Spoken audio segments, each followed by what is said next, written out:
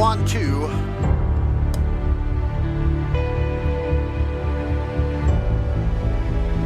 Check, 1-2, testing, 1-2-3-4, deep inside the zone. Here's a pass from Keyshawn Dorsey, and he will find Jawad Harb over the middle for a gain of 7. Okay, pass, Trey White, fading to the end zone, touchdown, Huskers! Good, okay.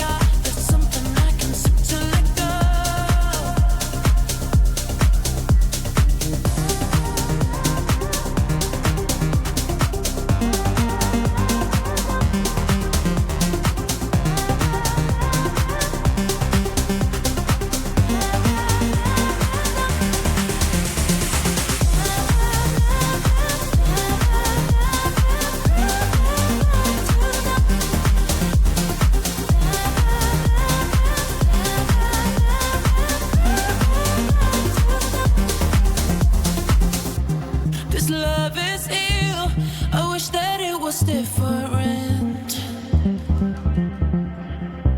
Don't know what it is that made us so indifferent. We're drifting in the dark. Can we do better? Wish I could rewind back to the start. Can we do better than this? Better. You got me high, then drop me low. You got there's something I can seem to let go. You got me high, then drop me low. You got there's something I can seem to let go.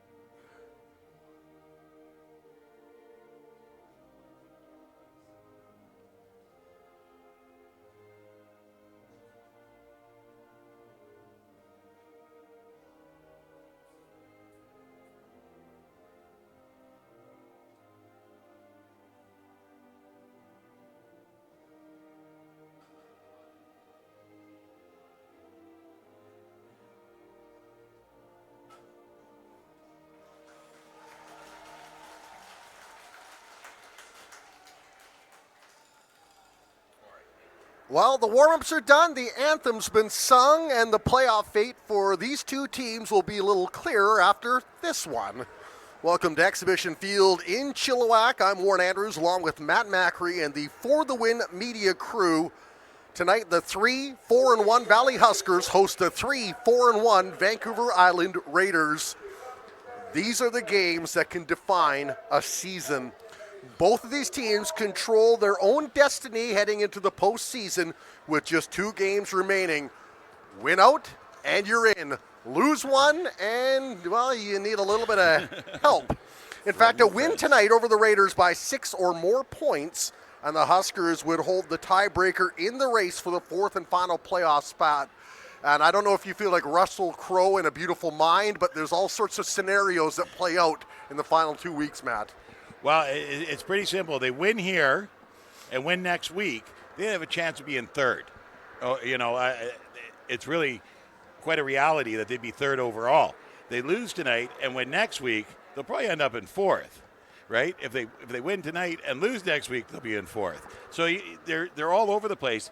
But a win today guarantees them a ticket to the dance. Yeah, if they do not get the job done tonight or don't win by enough points tonight, then they need a little help from the Langley Rams along with winning over the Prince George Kodiaks, who will be here next week to close out the regular season.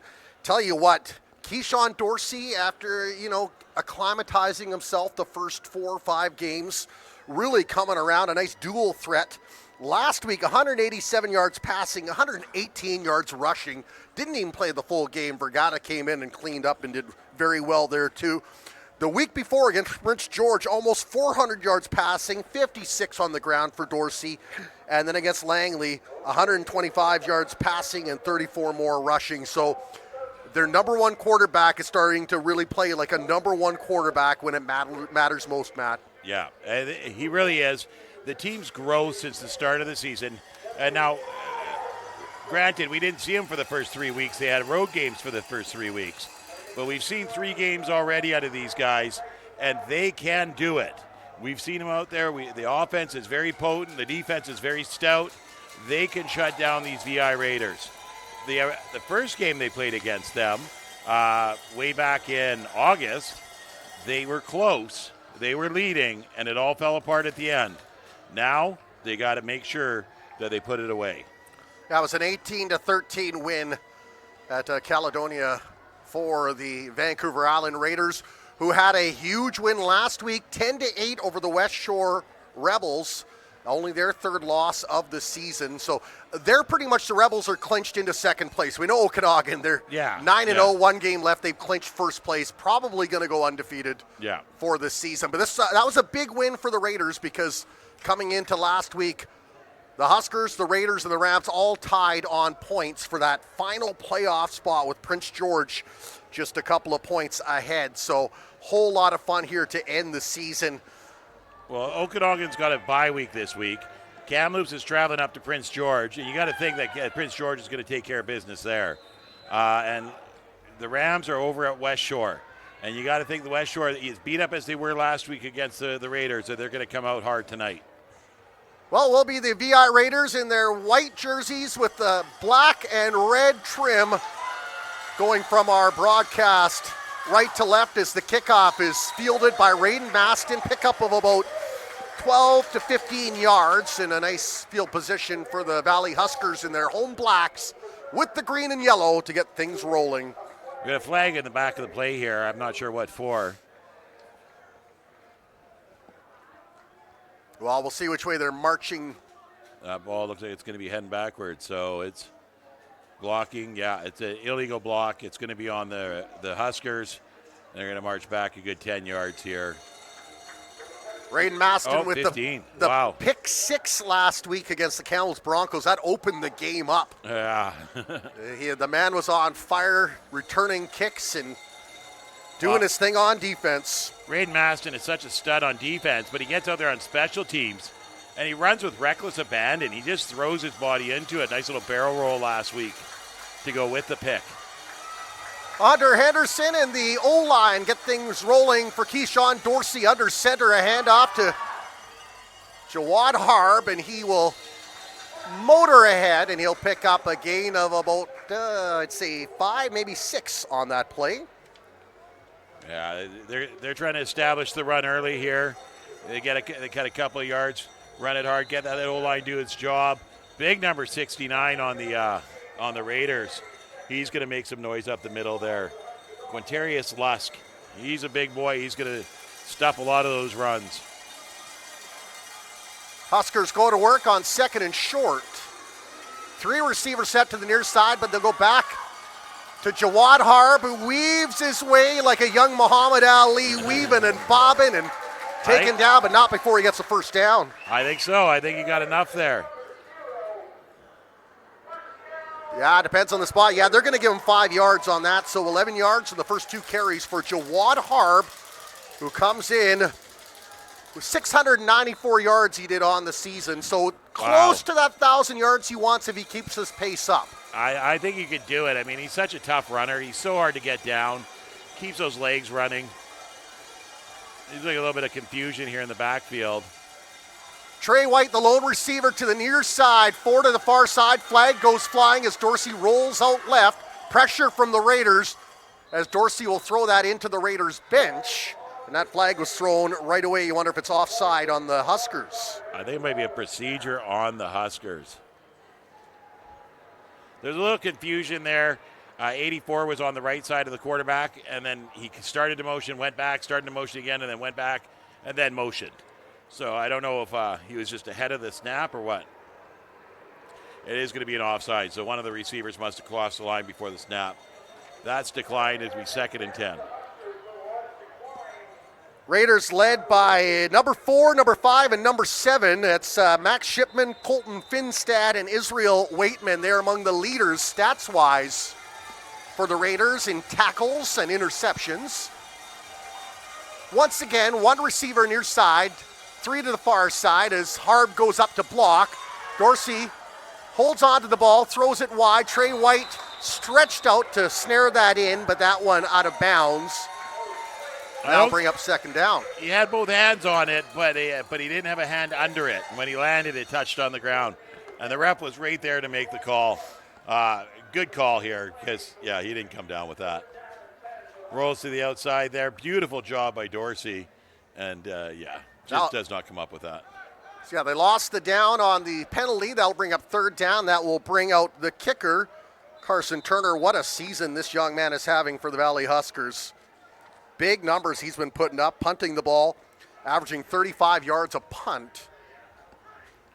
And he's also been known to recover his own kicks, and he'll soar this one. And that's a nice one of about 40-some-odd yards, and it's bobbled by one of the numbers I mentioned earlier, and then he's gang tackled at the line. It's number 7 for the VI Raiders. That's Deshaun Jacobs, it says. Deshaun Jacobs. Yeah, he's fast. Little bit of a tightrope back here. Here's the punt, which is nice, but he reaches out to his side for the ball here. It bounces and he reaches it. Now it's live. And, he was a little slow getting on that, but luckily none of the Huskers were anywhere near it. So it will be Braden Jupe, number 12, to get this offense rolling. Comes in at passing a 65%, so good numbers for him. Empty set now, and he is being pursued, and he just lofts that up, and it's intercepted. Huskers pick it off and bring it back the other way. Aiden Harker returns it back about 10 yards. Aiden Harker was just in the right place at the right time there. It was beautiful. The quarterback just kind of throws it up. He's got a lot of people in his face, but I don't know where he was going with that. The only person there was an offensive lineman, and Harker was able to step past him, pick that off, and this is what the Huskers needed, is to get the ball way down here. Head coach James Moore drew up a blitz, and it worked. They didn't get to the quarterback, but they did get the football. Huskers now go to work at the 38-yard line with receivers in motion, crossing both ways. And it'll be a quarterback keep. Keyshawn Dorsey dives ahead, very close to a first down. He's going to be right tight there to a first down. I think he's got it. Dorsey can make things happen with his legs as well as his arm. And here you see it. He keeps the ball and just goes for a run right away. He sees the opening, gets through it, and it takes two of them to tackle him. Led the Huskers in rushing last game. Had both he and Harb had over 100 yards. The Huskers getting good field position here. The 36. Quick little pitch. Was that Grady Andrea? And he did not pick up much, if anything, on that play. We got a new scoreboard. Yeah, it happened last week, or 2 weeks ago, it would have been. Oh. Well, isn't that awesome? Look at that. So Andrea's first touch went for naught. He's had some magical plays, number 20, though, this season. When he has come in, he has looked good. Two receivers near side, one in the back, three at the far side, receivers in motion.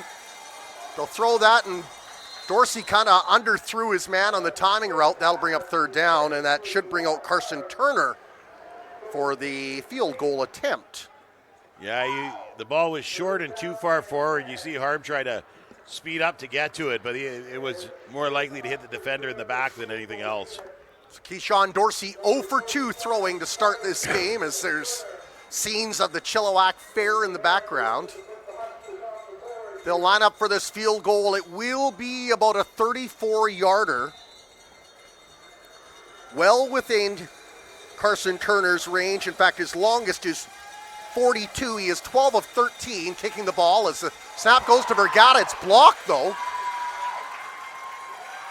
Now be a no yards penalty as it is swallowed up by the Vancouver Island Raiders' Ruben Bonsu, one of their veterans. Wouldn't that be a live ball if they touched it? It's a good question. Yeah. Everybody kind of left it, though. So Yeah, I thought it would be a live ball because you get the hand on it. But looks like turnover after turnover here. We got the first, the interception, and then the batted down field goal, and they're starting at the 5, maybe 10-yard line. 10-yard line, yep. Well, I think both these teams know the magnitude of this game. There's a lot of nerves. This feels like a playoff game. Yeah, 100%. So Jupe makes his way to the 10-yard line. Look for him to try to catch up with Parker Moskrop, number 80. He's their top receiver. First, they'll hand that one off, though. Flag in the backfield is the running play by the Raiders, number 11, Rondé Lyle. Didn't pick up much. The Huskers really shut that door fast. They tried to get to the far side and get off tackle, but the Huskers were there waiting for him. Just blew up that play completely. Hold it. So we've got a holding call. Penalties decline. Second down. They lost one on that play. That's a smart call. I mean, you're only going to get 5 yards, but you're going to give them another play. So make it 2nd and 11, and you don't have to worry about it. Huskers defense has been very good this year. Take away maybe the Okanagan game, and they've been among the better defenses in the league going against this Raiders offense. As now Jupe rolls out, slings that over the middle and finds his man, and a good shoestring tackle, but it will be a first down, it looks like. A gain of 12 on the throw. Well, it's 14 Blaze McCarthy that battled for that ball and was able to tear it away. And that was a hard-fought ball because I thought that was an interception for sure. And we got a Husker player down on the back. And you hate to see that this early in the game, Matt, because you know the injuries will pile up as the game goes on. Yeah. That's number 95 for the Valley Huskers. That's Chase Cradaville, who subs in sometimes on offense, on the offensive line, and sometimes on defense. Yeah. Huskers will remain with a 3-man front. Winey anchoring the middle of that defense along with Andy Ofo-Suheni. Jupe under center, handoff. Rondé Lyle plows up the middle. Great gain there. Picked up 7, maybe 8 on that run. Yeah, they were able to blast a big hole there for Lyle. He had a lot of room to run there.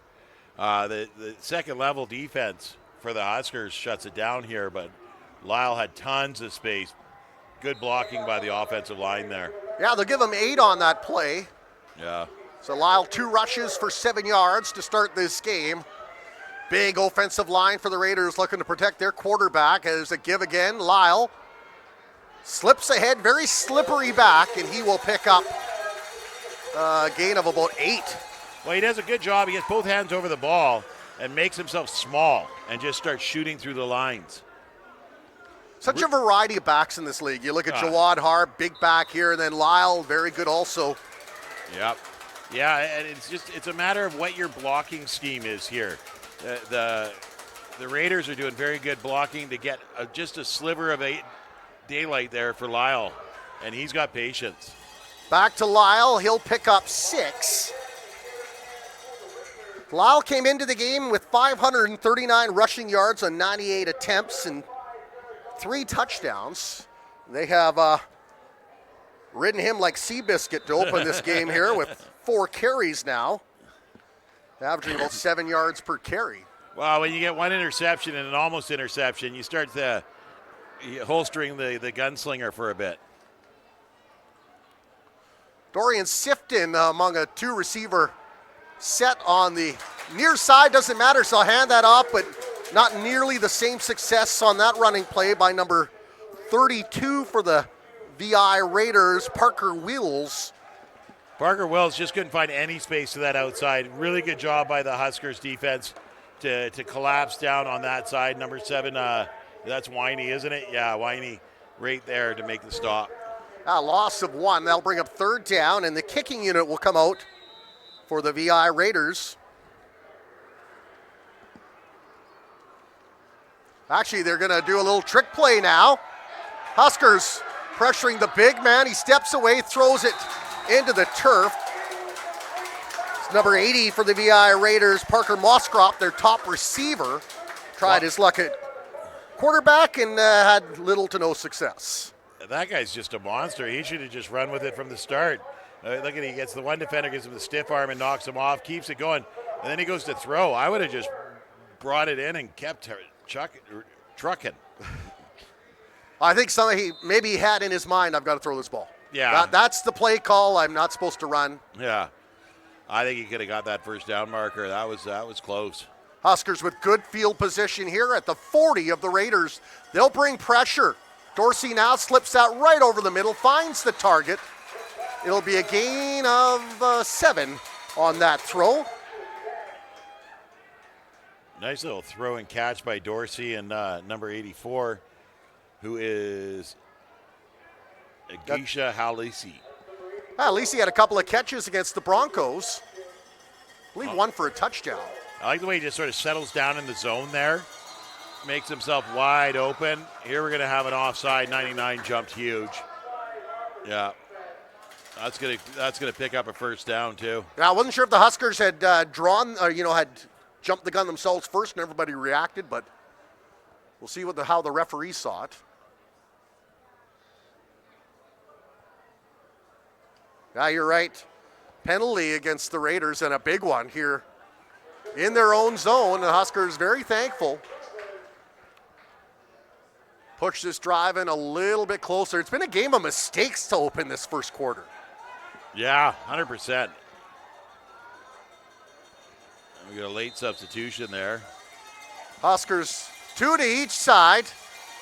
Quarterback keep. Dorsey trying to round his way around, and he's hit instead on a nice tackle there by number 4, Mike Shipham. Well, Shipham gets in there. It's the guy in the backside pursuit, 52, that really cuts him off. Or no, number 4 is the guy that comes in, and number 3 finishes him off. So Dorsey's first run was 10 yards. This one not as successful. He got back to the original line of scrimmage. That was the bonus. So no sack for the Raiders.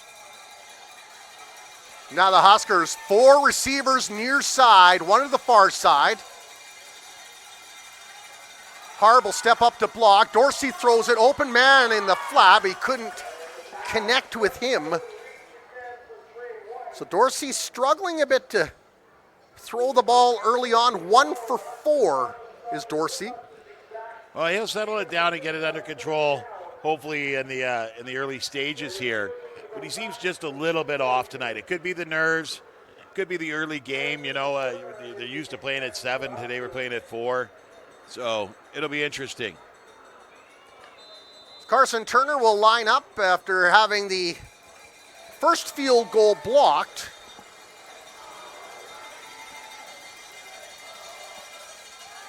This one from the 35 soars up and soars in.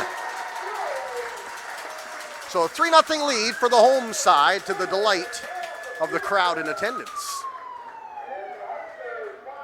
There you go. They're on the board. They should have been their last drive, but better late than never. So the Raiders' success on offense has been driven by number 11, Rondé Lyle. We'll see if that trend continues early in this game. Jupe does have some receivers that can catch the ball. Parker Moskrip with 37, but then Ruben Bonsu, number 8, 32 catches, and Blaze McCarty with 25. That's their top 3 receivers. So a couple weeks back, 2 weeks back I think it was, I called the Langley Rams VI Raiders game. I was the color for that game. And they do have, they have the ability to move the ball quickly down the field. There's a handoff and swarm, but a flag. It might be a face mask.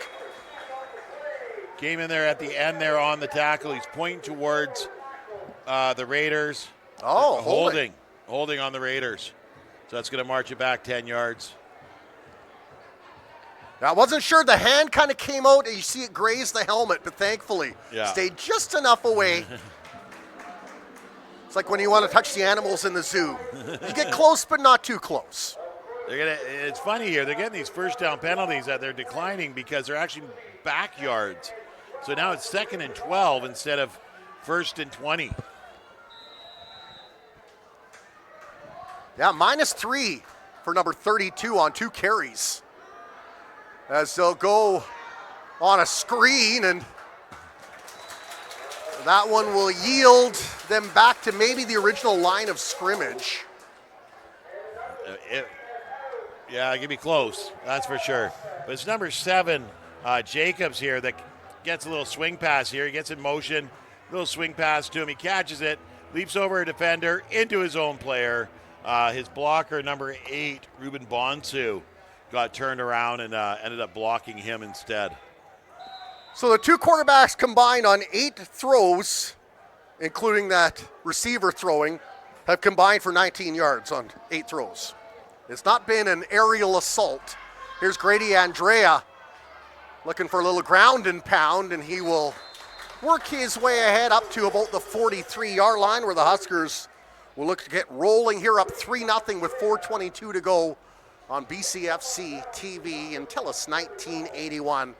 And Matt, a really big game for both these teams. It is. It's huge for standings, tiebreakers, the whole 9 yards.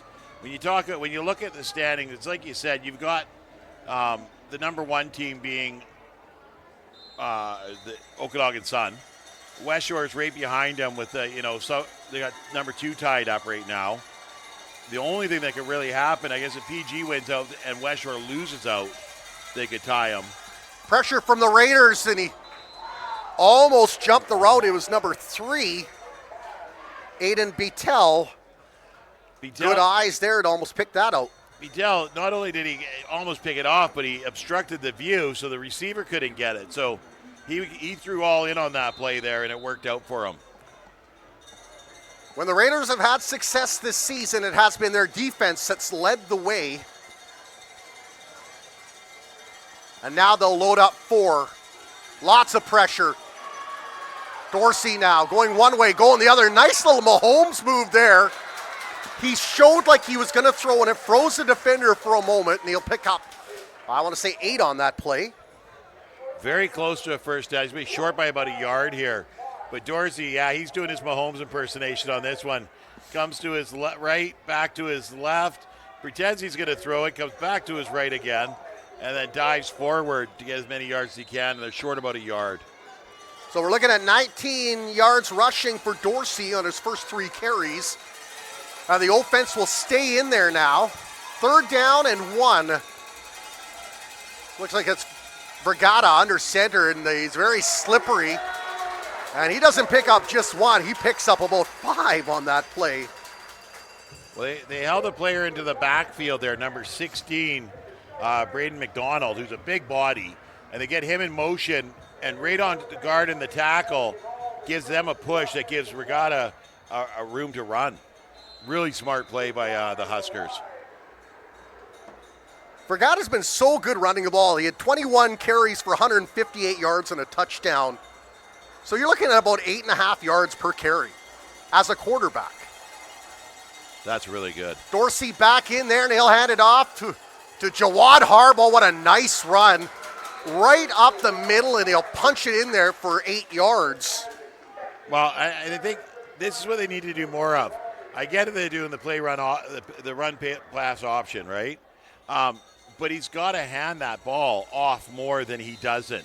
And so far in this game, he's kept it more than he's handed it off on the RPO. Huskers go tempo as Dorsey works it ahead, picks up another yard. That's going to bring up 3rd and short.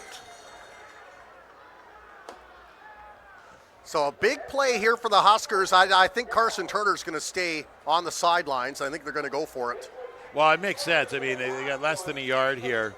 But once again, I think that play should have gone to your big body back and not to your quarterback. Well, they really used Dorsey a lot, especially last week. There was a lot of quarterback keeps, naked bootlegs. Yeah.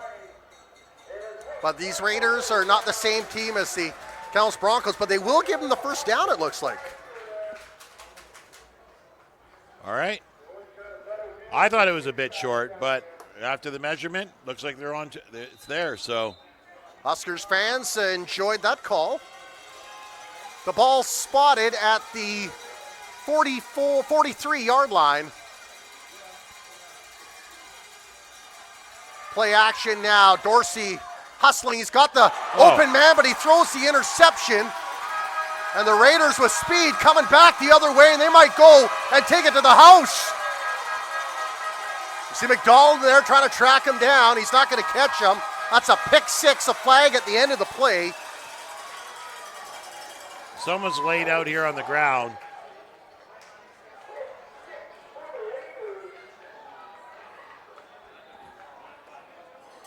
Guessing it's going to be a blocking issue. We got like I said, we got a body down on the ground there. And that was unbelievable. Number 27. Kea Saunders. Kea Saunders goes airborne. You get a little rollout here. Balls should be going over his head to the wide open receiver, but Saunders gets some good vertical and then some wheels on the way back. Yeah, he didn't need he had the escort, but he didn't need it. Yeah, I mean, 82, I think that's Halsey. Yeah, Brandon Halsey chasing him down, but just didn't quite make it there.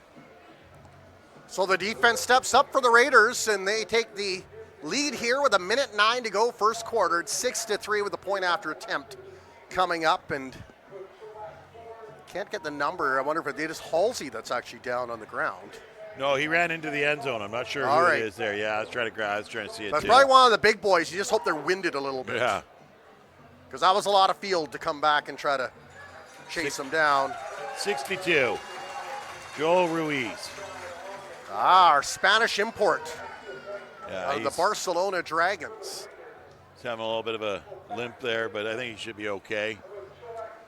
This time of year, that's all the positions are important, but your offensive line, your starting offensive linemen, you do not want to lose them getting closer to the playoffs. I hate to say it because I was a D-line coach and I'm a big defensive lineman, but your linemen in general are what you need healthy to control a game. You control the game in the trenches, whether it be on the offense and you're making room for runs or holding up the rush so they can get a pass off, or on the D-line getting in there and messing things up. Those are the two biggest positions in a football team. So they will line things up, will the Raiders, and get set to kick this extra point. Should be Cole McQueen in there, number 95. Point after attempts, he's 14 of 15, but they'll fake it. They'll throw that up, and that one picked off by the Huskers. So point after attempt, no good. So both teams trying a little trickery here, but number 14 for the Valley Huskers, David Carter, speaking of linemen, the D lineman out of Atlanta, intercepts that. D-line makes it happen. Yeah, a little missed snap there. The holder didn't even get a hand on it. Smart job by the punter to just get it out of there. And Carter picks it off. So 1:09 left in the first. We're score of 6-3 in favor of the VI Raiders. And considering how low scoring that first game was, this is actually no surprise. 18-13, the Raiders won at home back in August. The game was so much importance, so much on the line.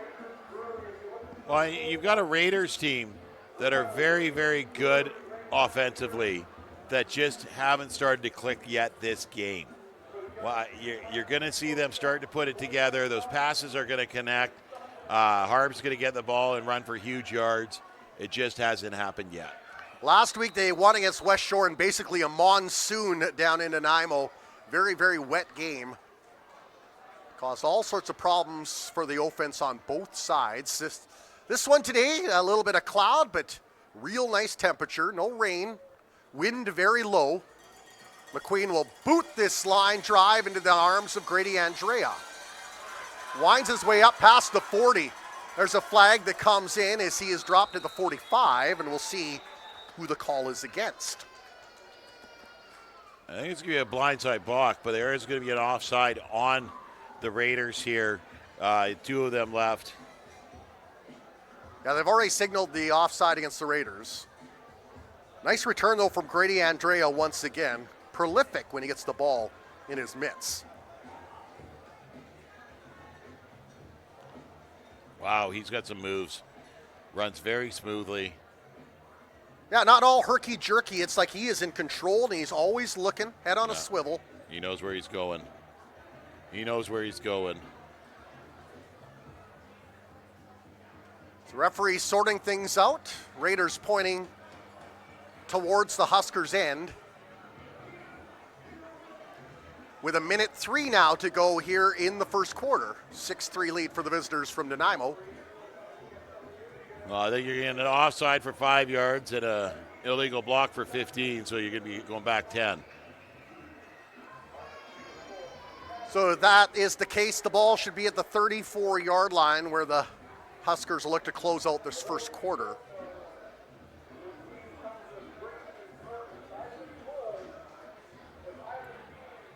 They're explaining it to both head coaches. Definitely not. You mentioned it. Illegal block. Not quite the offensive explosion that the BC Lions had last night. Another big win for them. So it's only a 5 yard. So it wasn't a blindside block. It was just an illegal block with the offside. Sets it back 5 yards. So they're at the 41. It's a decent field position once again for Dorsey and the offense to get rolling. Lots of receivers in motion. There's a give. Jawad Harb winds his way through. Nice run there. I think he picked up 9 on that. Beautiful run by Harb. I like that he's got the patience. He gets into the muck there, and he's just patiently behind his blockers as they got him another 3 or 4 yards. Then he turns his back and starts just pumping the legs and pushing backwards to try and get another yard or 2 at the end there. Really good job by Harb. By my count, 28 yards rushing on 4 rushes for Comes to the right here. Jawad Harb. Cuts back into the middle. He's moving bodies. Yeah, really good job. Ball along the near hash now. Huskers go to work, 2 far side, 3 near side. Harb once again, he's found a hole up the left side, and he will get the first down. Harb runs well. He runs hard. Very tough runner. But when they come in to touch him, it's like he takes it personal. And he wants to just hammer him. Watch him here. Comes to the outside there. And the defender puts a hand on him. He lowers that shoulder, runs through him into the second one, and knocks him down like a bowling pin. Back-to-back runs of 9 yards for the big back out of Winnipeg. And they'll go back to the well again. Oh, the Raiders defender came in like an absolute bullet train. That's Caleb Thiessen, cut him down at the ankles. Caleb Thiessen came in like a heat-seeking missile. I don't even think Harb saw him. He came out of nowhere. Wow. First run for a loss for Harb. They'll drop him back 3 yards. That'll be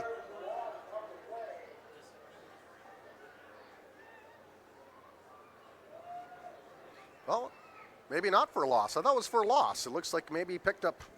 Well, it was a loss, but because they'd already gained 8 yards on the previous play, they really lost 5 yards on this play.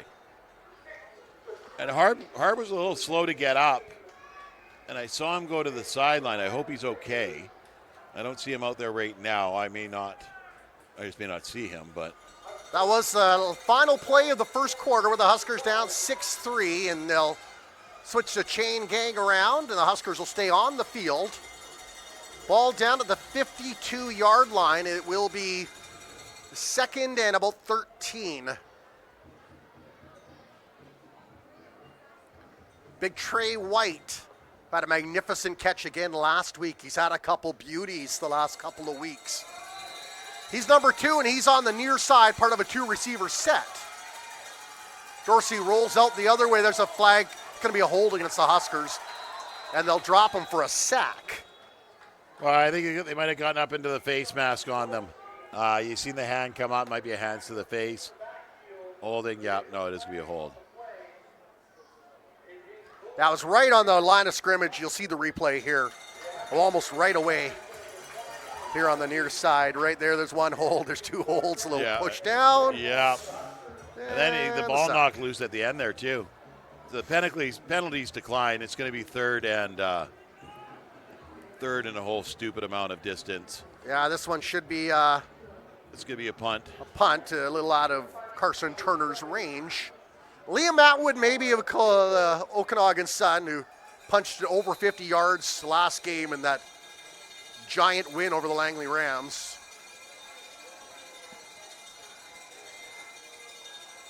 Turner sets back at his own 33-yard line. Angles that one over to the right side, out of bounds at about the 42, where the Raiders will go to work there. I think the Huskers thought that they were going to be coming out here a little bit harder to start this game, and they haven't been able to get their offensive wheels underneath them. luckily, defensively, they've got it really good. They've been doing very well. Yeah, both defenses have been great, and both key lead running backs have been very good also. Jawad Harb and Rondé Lyle have had success. But it hasn't been enough to propel either team to sustain much of an offensive presence in this game. Jupe will look to change that as he hands that off. Once again, I don't see Rondé Lyle in there. They go back to number 32. Wills. Parker Wills with that carry. Parker Wills was coming towards us, comes across to his right, sees nothing there, goes back to his left, but there's already people there. He didn't have much room to run out there, that's for sure. 3 carries for Parker Wills for -4 yards. So I wonder if something is maybe a tweak to Rondé Lyle, and that's why he's not in the game. Huskers are going to show some pressure now. They'll bring the house, looking for Jupe over the middle. He finds Mosscrop, and he will pick up the first down on a 17-yard throw. Well, Mosscrop catches the ball quite nicely, settles down in that open zone, and just takes a rocket of a shot, but then gets hit immediately afterwards, too. Nice catch, turns around, can't really get going upfield. Number 12, who is Adam Greenhill, flying downhill to wrap him up. 24 yards through the air for the Nanaimo quarterback. Jupe now lots of motion at the line.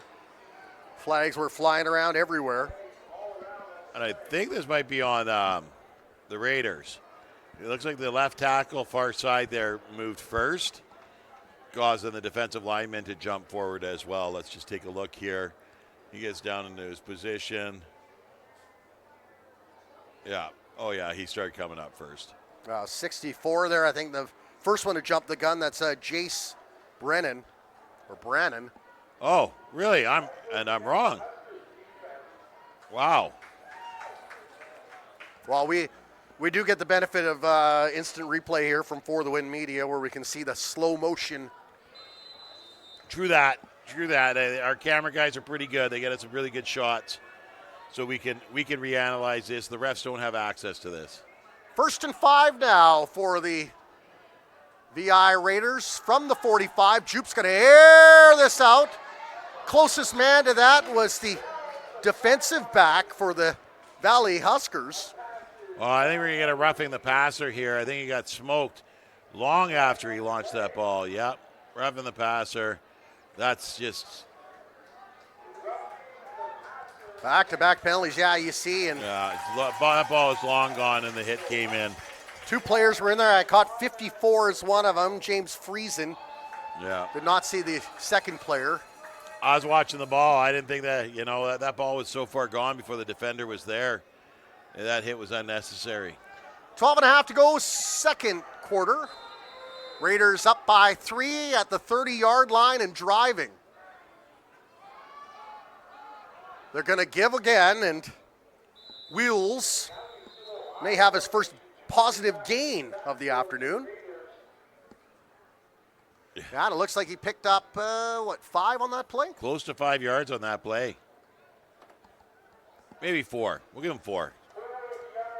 All right, yeah, you say 4, so now he's got 0 yards and 5 carries on the afternoon. Like Jerry Seinfeld, he's always breaking even, as he says. Yeah, always breaking even. Jupe remains in there with Wheels behind him. 2 receivers, including Mosscroft over to the near side. Jupe dives away from pressure, being hounded. Throws that out of bounds. A smart play there by Jupe as he was being pursued like the fox, and the Huskers had the hounds. Yeah, and they're going to get third down here. They're going to go for another 3 on the board. Yeah, they're field goal kicking team out. Smart play by Jupe here, just throw it away.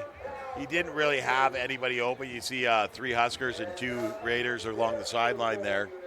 So lots of coverage. Jupe 3 for 5 this afternoon. Does have the 1 interception.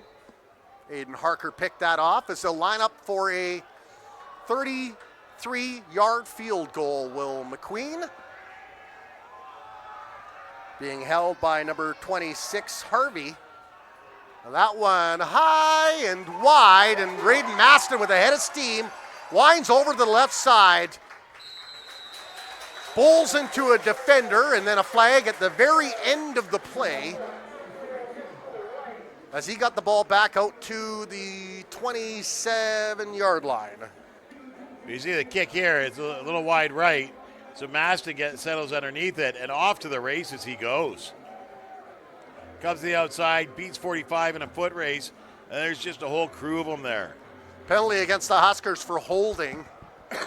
That'll march the ball back, but Braden Maston looks like a young buck, like, the actual deer. Yeah. When he's running, powerful and quick and hard to contain. Great movement.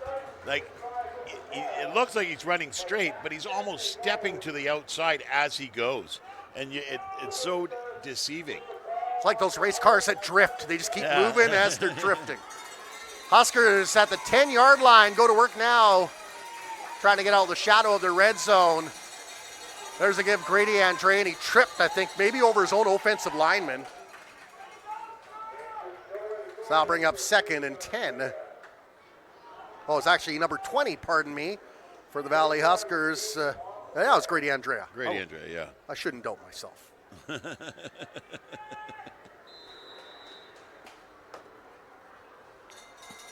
Huskers need to get that ball moving down the field here. They haven't had a lot of luck. Oh, it's been a tough afternoon so far for Keyshawn Dorsey. That can change with one throw here, though. Gets a little bit of time and steps up, and now he control it. There's a flag, though, and this run, I think, is going to go for naught. It would have been a first down had it counted, but I have a feeling it's going against the Valley Huskers. Yeah, that's going to be a hold. Be half the distance to the goal line here. Put them around the 5-yard line. Repeat 2nd down. 2nd and 15. It's a shame when it's a real nice play there by the quarterback. It's always that question, though, like the chicken and the egg. Did the run happen because the hold allowed him time to get up there, or was it unnecessary? Yeah. Nonetheless, Huskers, a big 2nd down here, 10.5 to go, first half. Down by 3, deep in their zone. And the Raiders with a 3-man front, but they look like they're going to bring a few more. And they will swarm and that's going to be a bring safety. Down. That's a safety.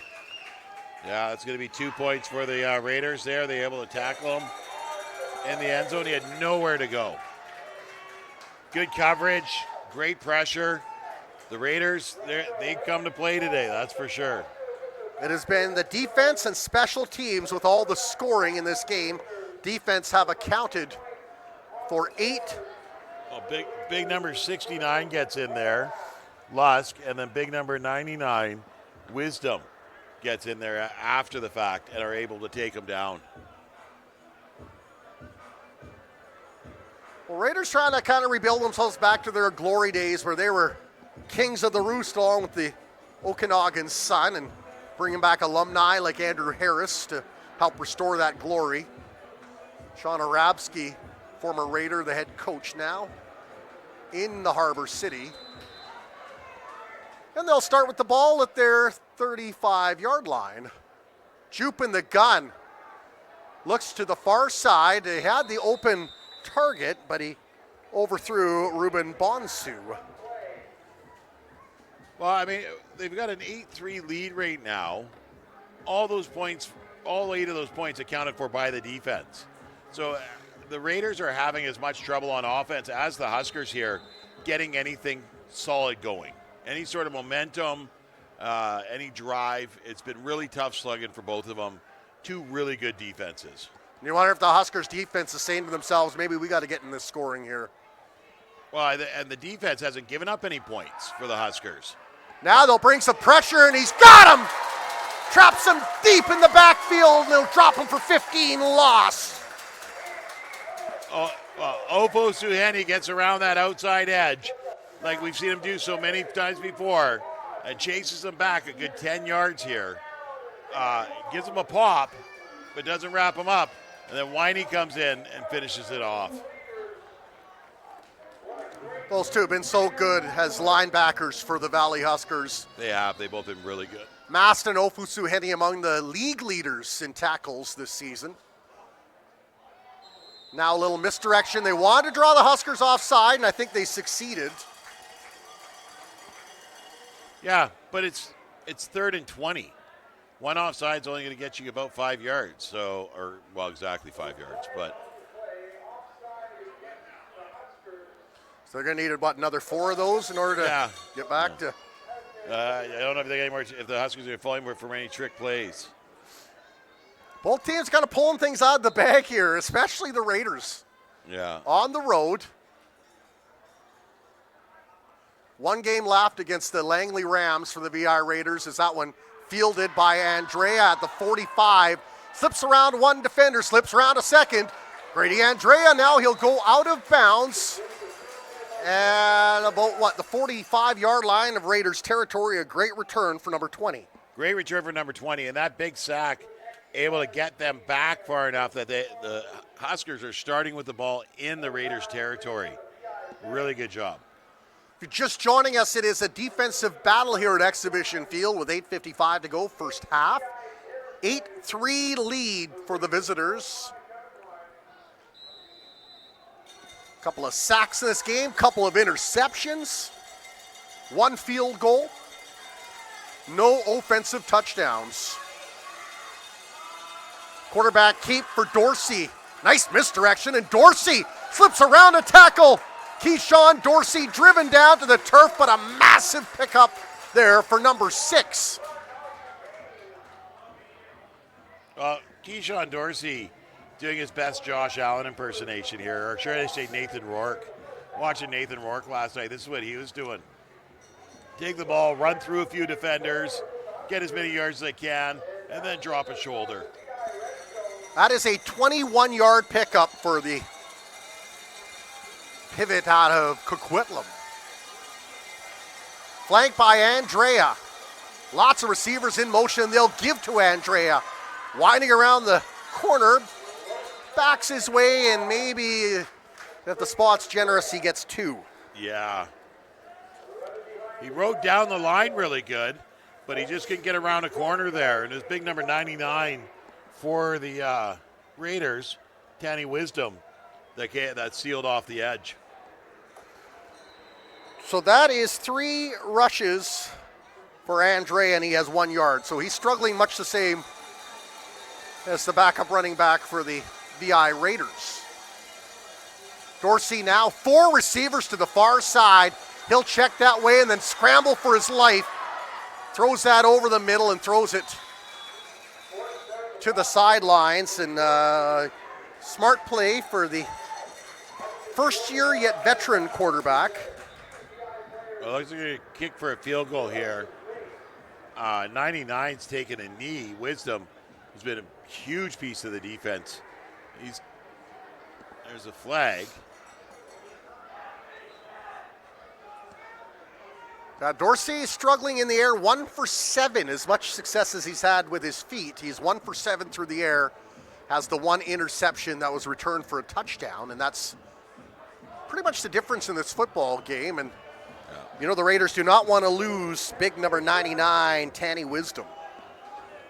Well, they threw a late flag for an intentional grounding on Dorsey here, which I think is about right because Oh, there wasn't a receiver within 10 yards. no, and he did get back to the line of scrimmage. Yeah, it went out of bounds, but it did not get back to the line of scrimmage. So that's going to go back about 5 yards. So they're going to punt this ball instead of a field goal. That'll put him out of field goal range, unless Coach Reese has a little trick up his sleeve. We haven't seen as much this year of that as we did in previous years, minus the punter recovering their own punts. Yeah, you see a lot of him. If they're opening with the ball, they do. Turner gets that away. A boomer goes out of bounds. And what about the 10-yard line, 12-yard line? Hard to see on this angle where we are on this booth. And the thing is, you got the line judge stands there and watches where it crosses the line. It may not hit the ground until it's a lot further back, but where it crosses the line is where they call it out of bounds. So that's a nice punt there by the first-year kicker out of Manitoba. Angled that, and you get them deep in their own zone, and you hope the defense can come up with something special again. That's a smart kick. It's a really smart kick because now you got him on the 10-yard line.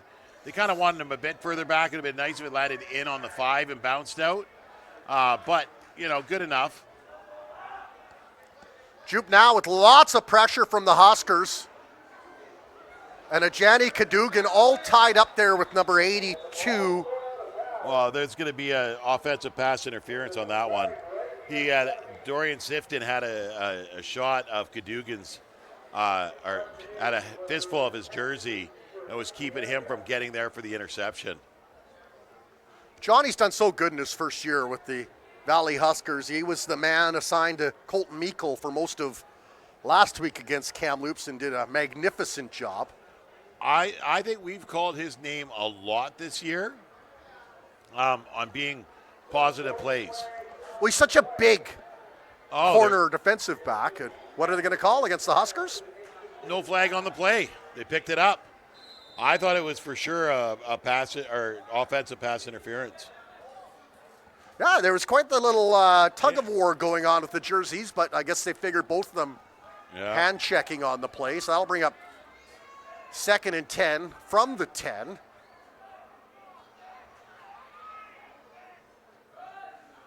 There's the give. Oh, a big, heavy hit. There's number 7. Where I tried running that up the gut. And it's Zach Golub, the quarterback, in behind center now. Oh, yeah. Number 15. Oh, okay. So they made a swap there. Understandable. Here you go. Number 25, Cole Shanks goes down, gets blocked out of there. But big hit. Number 7, Deshaun Jacobs. So we got a Keyshawn, we got a Deshaun.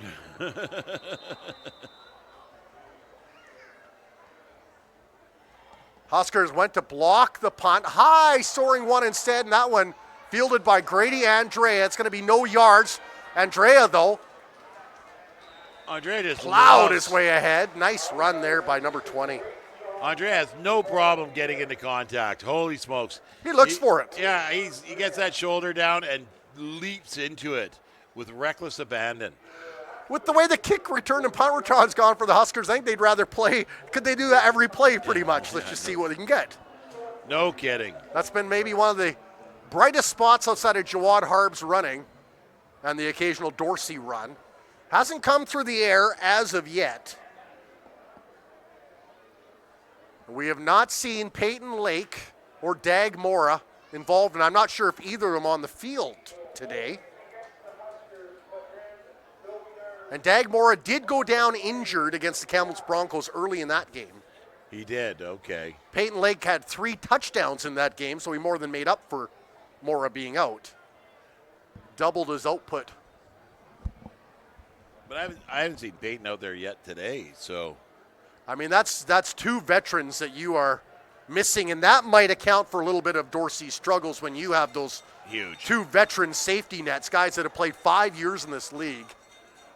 You could say that if he was hitting the hands. A lot of over the head. I think there's some nerves. He's just got to dial it in. We know he can. There we go on the jet sweep. There's Peyton Lake, and I summoned his ghost. And a great play here by Dorsey. Low snap, just flips it up in the air as Peyton Lake's running past. Takes it in stride. I mean, he's just so fast and shifty that he just keeps going here. Little flip in stride, off he goes. Hits the second gear here, gets around that corner, and just runs out of real estate. Positive yards, well, we got 4 or 5 they gave him on that. It's about 5 yards, yeah. Never too bad when it's 2nd and 5. Cut the first down in half. Jawad Harb now back in the game. Flanks Dorsey right side. And that's where they'll go. He looks for a hole. He finds it, busts ahead. Jawad Harb dives for the first down inside Raiders territory. He'd already made the first down. He dove for an extra 5 yards at the end. He was getting hit and went airborne. Beautiful job by Harb here to find the hole, stay patient, gets the hole, bursts through it, And he gets hit once as he's falling. He dives forward and picks up a couple extra yards. They got 13 yards. A member of the Raiders is down in some discomfort. I think it was 26, did I see? Marcus Harvey. He got blocked. He got blown up good on a block there. Harb, though, you mentioned that's, third year, I think, now for Harb in this system. Second year, he kind of really bust out with Reese Wyke moving on. And you watch the way he patiently waits just for that right opening. And, man, when he gets it, he is explosive. And it's a lot of fun to watch. I think the growth in Harb that you've seen here is last year he was over patient. He was waiting too long. Now he's like, just give me something and I'm gone. And it's paying off for him. He's got that burst when he hits the hole. Like, he's got a good pace when he's patient, and then it's bam, and he's gone, and he's through that hole, and they're grabbing at air. Big, strong back, too, though, so if you don't wrap him up properly, he'll keep going. Yeah, 100%. Here come the Huskers looking to extend this drive with 4.5 to go here, first half. Dorsey steps back, feels the heat, launches it. Trey White's open, in and out of his hands. Good defensive play by the Raiders. That's a nice pass by the quarterback, but unfortunately, it won't hit the target. Well, White does a good job here of getting a little bit of distance, but he needs a bit more separation. Nice pass. Great job by number 3. Played the ball the whole well by Tell. Plays the ball the whole way, gets his hand up, breaks the vision, obstructs the vision, and knocks the ball free. 2nd and 10 from the 20.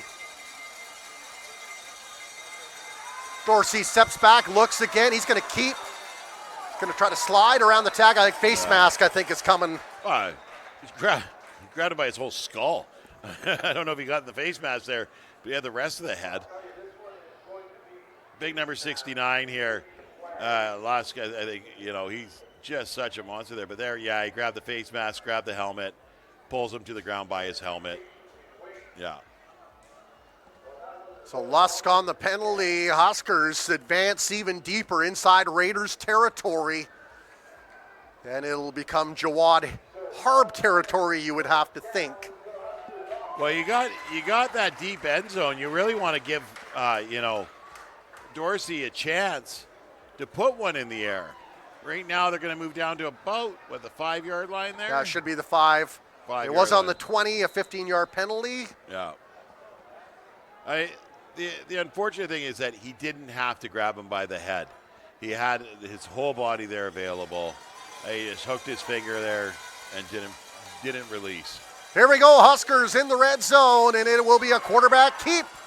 Dorsey. They were looking for the tush push. I don't think that's allowed in this game, though. That's a penalty called tandem buck. You are not allowed. You can't be the first one to be touching your own player. So it picks up 1 on that quarterback keep.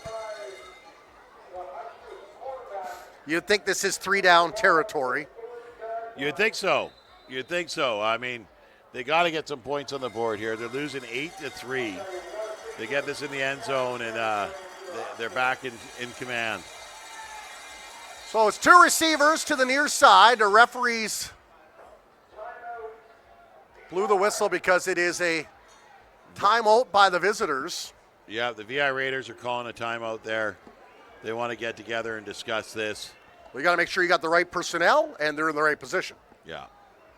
Especially on a play like this in such a tight game where points have been hard to come by. Both teams still in single digits at the moment. Winner of this advances into the 4th place position where only 4 teams make the playoffs. Only 1 game after this for both of these teams, so you know that is weighing heavy on the minds of the players and the coaches as they studied the film all week long, went through the plays, and so far it's been the defense that has come to the forefront for both teams. Raiders defense will have to come up big here again. 2nd and goal from the 4. Huskers offensive line, Hunter Henderson, Rasmussen, all the big boys up front looking to crack open a hole for Jawad Harb.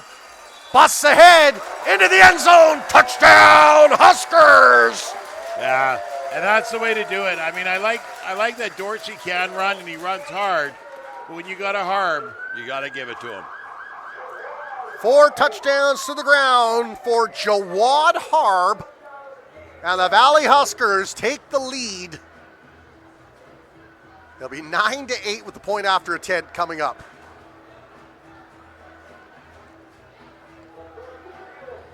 Well, that's what they wanted.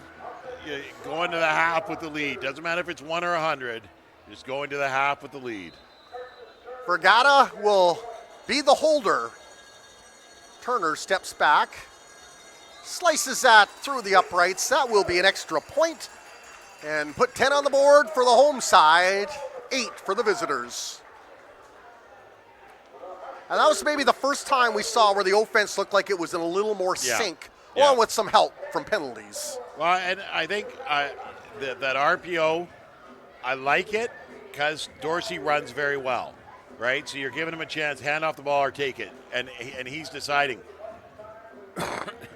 It's starting to be that they know Dorsey's going to have the ball, and it's going to be a surprise if he gives it to Harb. That needs to be the other way. Harb needs to run that ball 4 times Dorsey once. You know what I mean? So you give it to Harb, give it to Harb, give it to Harb. They're crashing down on Harb. Dorsey takes off the other way with it. You know, you got it, but there's no real mystique to it. Yeah. Well, and you could have some misdirection by also putting Grady Andre in there, too. Yeah. Suddenly you have 3 players that can all run the ball very well, and you can create a little chaos. Huskers will kick this off. 3 minutes to go here in the half. And a deep, booming kick, and that one fielded by number 2, Harm Hahula. Oh, wow. What a great return, and he's crawling like he's in one of those Vietnam movies, down in the trenches.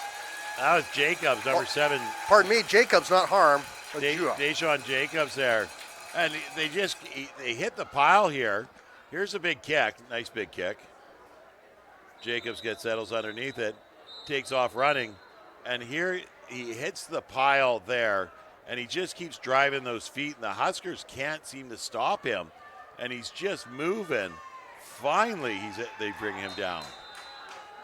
Well, Jupe and the offense looking to go to work now, flanked by 1, 3 far side, 2 near side, and now the give, and a hole opens up and then closes, but not before he picks up 6 on the play, and a nice run there, number 32, Wills. That's Golab out there. Jupe's still on the sideline. Golab, pardon me.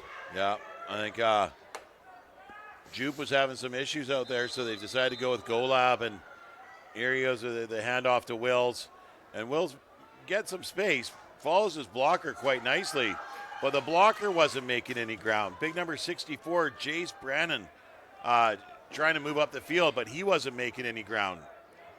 Huskers defense doing a really good job out there. 2nd and 4 for the visitors in white. The receivers in motion, flag flies. Might have been early movement.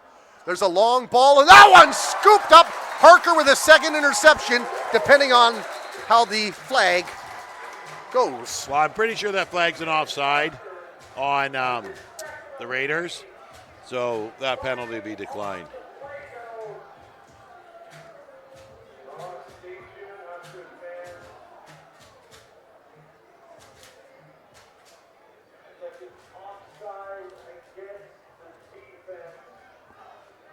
Offside against the defense.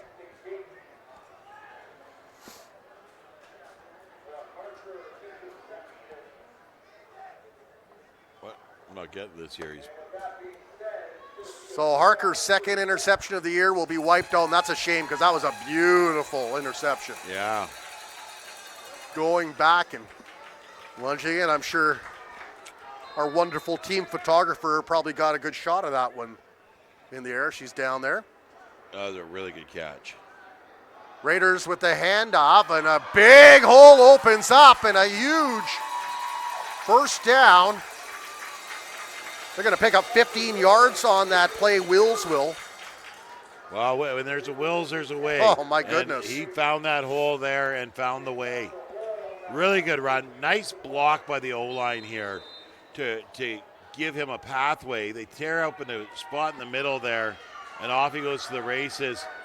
the second level is able to take him down. Number 4 goes low, Manyaka.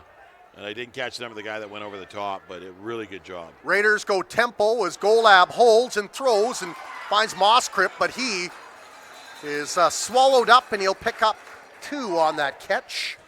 Well, Moskrip, such a big guy, gets the ball, and you got number 25, Cole Shanks here, holds on to a leg until help shows up. There's a little fake there, handoff, and then Cole Shanks is trying to take him down, but he needed backup from Hayden Agiman. So Moskrip now with 39 catches on the season to lead the Raiders. Golab stays in the gun. Clears out everybody, and now he'll roll out to the right side being pursued and just wants to get out of bounds smartly. Very He'll smart pick up play another there. 2 yards on that game. It's going to be third, and quite a bit here. So it'd be interesting. Oh, it looks like the field goal team's heading out now. Well, they have had some success kicking the ball. Golab just couldn't get turned around that corner. He was being matched step for step by the defenders coming across, and just couldn't get around that corner and get turned up enough to get a first down. McQueen is 9 of 13, including the one he hit. Oh, no, pardon me, he didn't hit one earlier today, so they faked the field goal, so he is 8 of 12, pardon me.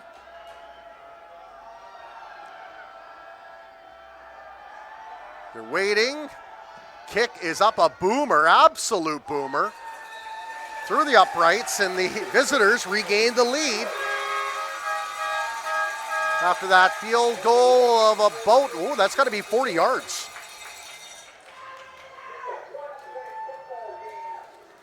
So it's 11-10. Boy, tight as you can be with 1:10 to go in the first half. And you have to wonder, will Dorsey, after the break, kind of get back that Dorsey magic? Or do you nudge a little towards the rookie in Vergata and see if he can make something happen? Well, I mean, you've got a 1-point game here, right? I mean, you wanted to go into the half with a lead. You got 1:10 left. You got 2 timeouts still. Anything can happen. Try and get down there, get some points on the board, and go into the half of the lead. I don't think Pete Dorsey's doing a poor job. I don't think it says time to replace him. They do need a spark. I think maybe in the second half there might be a short leash. That's the second reception for Dorsey as he finds Peyton Lake. Oh, a nice run for Peyton Lake, and he will pick up 9 on that throw and catch. Peyton Lake does a smart job. He drops back a bit to get around the defender and then up the field. Nice little catch here.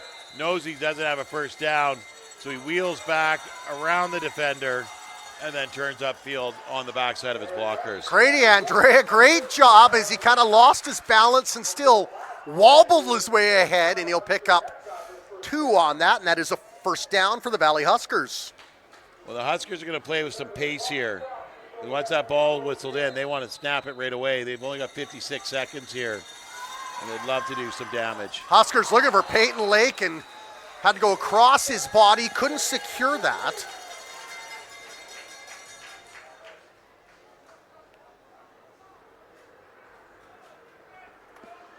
So Dorsey 2 for 10, including the interception here in the first half. Well, Dorsey does a good job here just getting rid of the ball and not putting it in danger. You want to protect the ball at this point. Lake and Halisi have been the men to snare in the catches. Dorsey looks, he throws that far side. He's got the receiver open, and it's Jake Caverly to the rescue. Snares that in, or Josh Caverly, pardon me. Josh Caverly here in stride, catches the ball. Dorsey lays one out. And this is what I seen from Dorsey all season, and it's just starting to turn on now. So,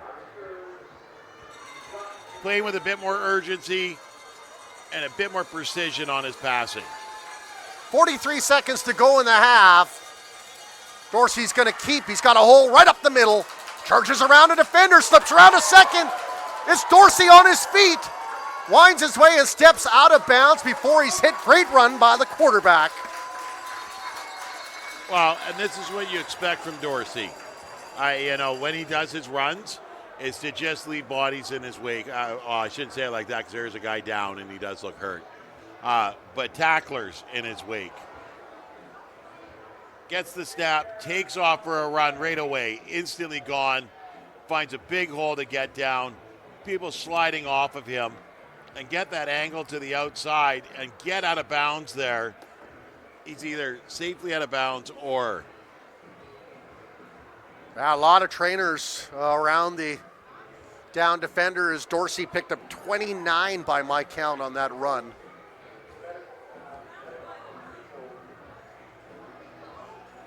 And I hope the young man's okay. They were quick to rush out there. Yeah. They got the athletic trainers. They got the gate open over there really quick.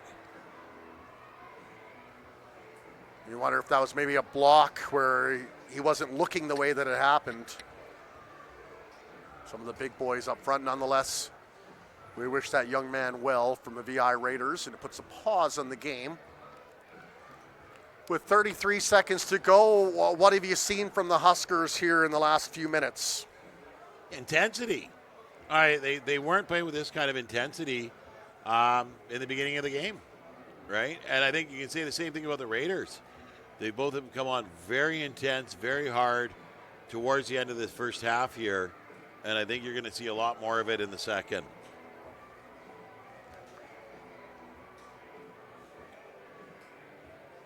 All right, they're carrying him off the field here. That's good. Okay, yeah. We apologize if he's got a mom or dad watching and we haven't got the number, and we'll try to get an update later on in the game. Is it 40? That's not, yeah. It does kind of look like it, but I don't want to speculate. They're carrying him off. And that's the thing that you worry about these young men. They're out here playing a full contact sport. Yeah. Everybody signed up for it. Everybody wants to do it, but nobody wants or needs to get hurt. I didn't see what happened to put him on the ground, but the fact that there were so many bodies around him and he had to be carried off, let's just hope for the best with him.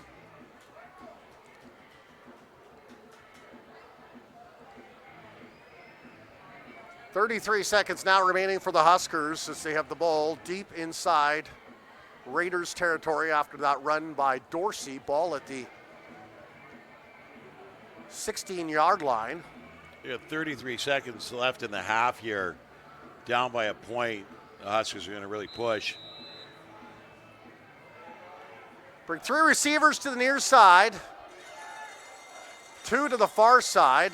Andrea on the left side of Dorsey, and they'll give to Andrea. Slides around a tackle and bulls his way ahead, and they'll probably pick up about 5 on that run. Andrea runs so hard. Like it's fun to watch. I think if he tries to avoid the other team a little bit more, he might get a few more yards. But geez, I love watching him run like a pinball. It looks like a pickup of 5 on that play. Huskers now near the red zone. Dorsey steps back, feels the pressure. And the Raiders will take him down for a sack. Big number 69, Lusk. I mean, we've said his name a lot today. He's been in there causing trouble all day long, and here he sacks Dorsey. This is not something you want from the Huskers' point of view. So now you got third. You're in field goal range. Put some points on the board. I mean, they do want to get some points before heading into the half. I think that's the big thing. 3 sacks for the Raiders defense today. 24 times the opposition has gotten to Dorsey this season. Line up for a Carson Turner field goal, and this one at about the 32-yard line, and he winds up the leg, and he puts that right through the uprights and gives the Huskers the lead. That's the half. And so after 30 minutes. The Huskers up by 2 over the visitors, the Vancouver Island Raiders. Any final thoughts, Matt, before we take a break? It's going to be a great second half. It's going to be a really good second half. Stay tuned. We'll be back before the third quarter kickoff. Try to get you an update for the out-of-town games going on, too. You've got it on For the Win Media's BCFC coverage here as the Valley Huskers in front by 2.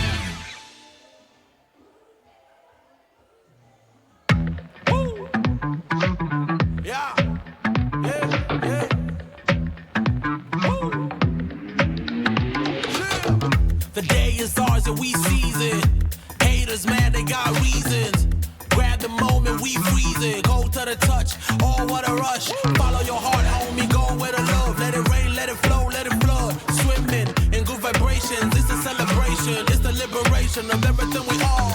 Every time you in the clouds, they gon' try to bring you down. Do not let them just go ahead and get it, get it, get it, get it. Every time you in the clouds, they gon' try to bring you down. Do not let them just go ahead and get it, get it, get it, get it. I'm all in, I'm here to receive it. No limits, got to believe it. Amen, I know that you feel it. From the ashes, rise like a phoenix. I'm all in, I'm here to receive it. No limits, got to believe it. Amen, I know that you feel it. From the ashes, rise like a phoenix. Loving you is so easy. You caked up and not squeezing. We picking up all the pieces. Oh, my broken heart and we fixing. Make it better when you kiss it. We got to get it, yeah, we tipsy. We getting drunk of our loving. They talk a big game, but they bluffing. Every time you in the clouds, they gon' try to bring you down. Do not let them just go ahead and get it, get it, get it, get it. Every time you in the clouds, they gon' try to bring you down. Do not let them just go ahead and get it, get it, get it, get it. I'm all in, I'm here to receive it. No limits, got to believe it. Amen, I know that you feel it. From the ashes, rise like a phoenix. I'm all in, I'm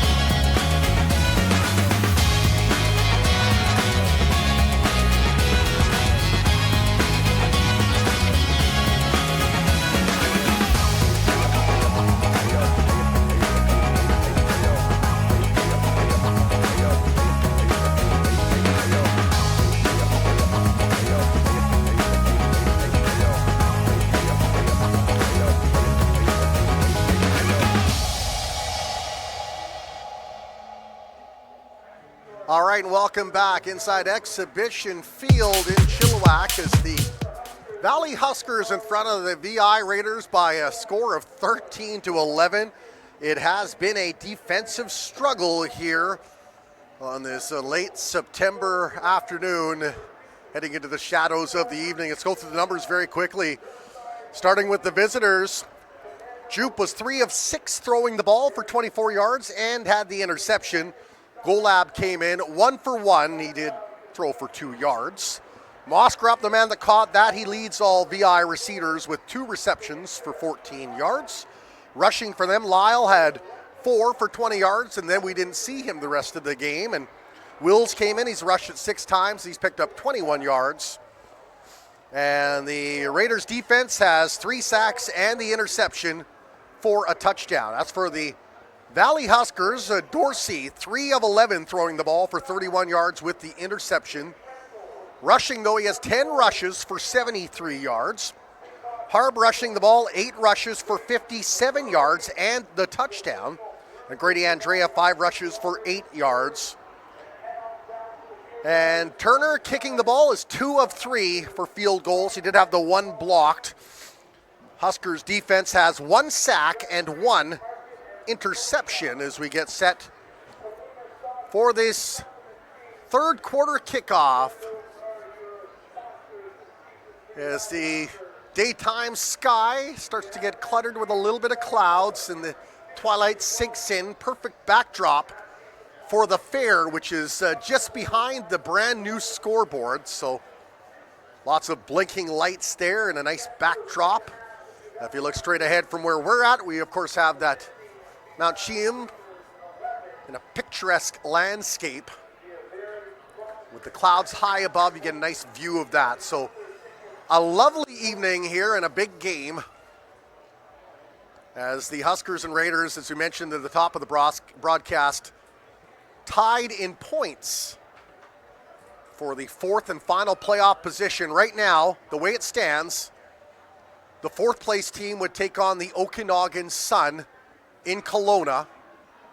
Not sure what kind of a reward that is for the team that gets in, but hey, anything can happen once the postseason starts. And both teams also have a chance to leapfrog up to 3rd, depending on what happens with the Prince George Kodiaks. So a lot at stake here as the Huskers kick this off, and a nice high soaring kick fielded there by Deschamps, and still on his feet, winds ahead and dropped down at about the 42-yard line is where the Raiders offense will go to work, and we'll see.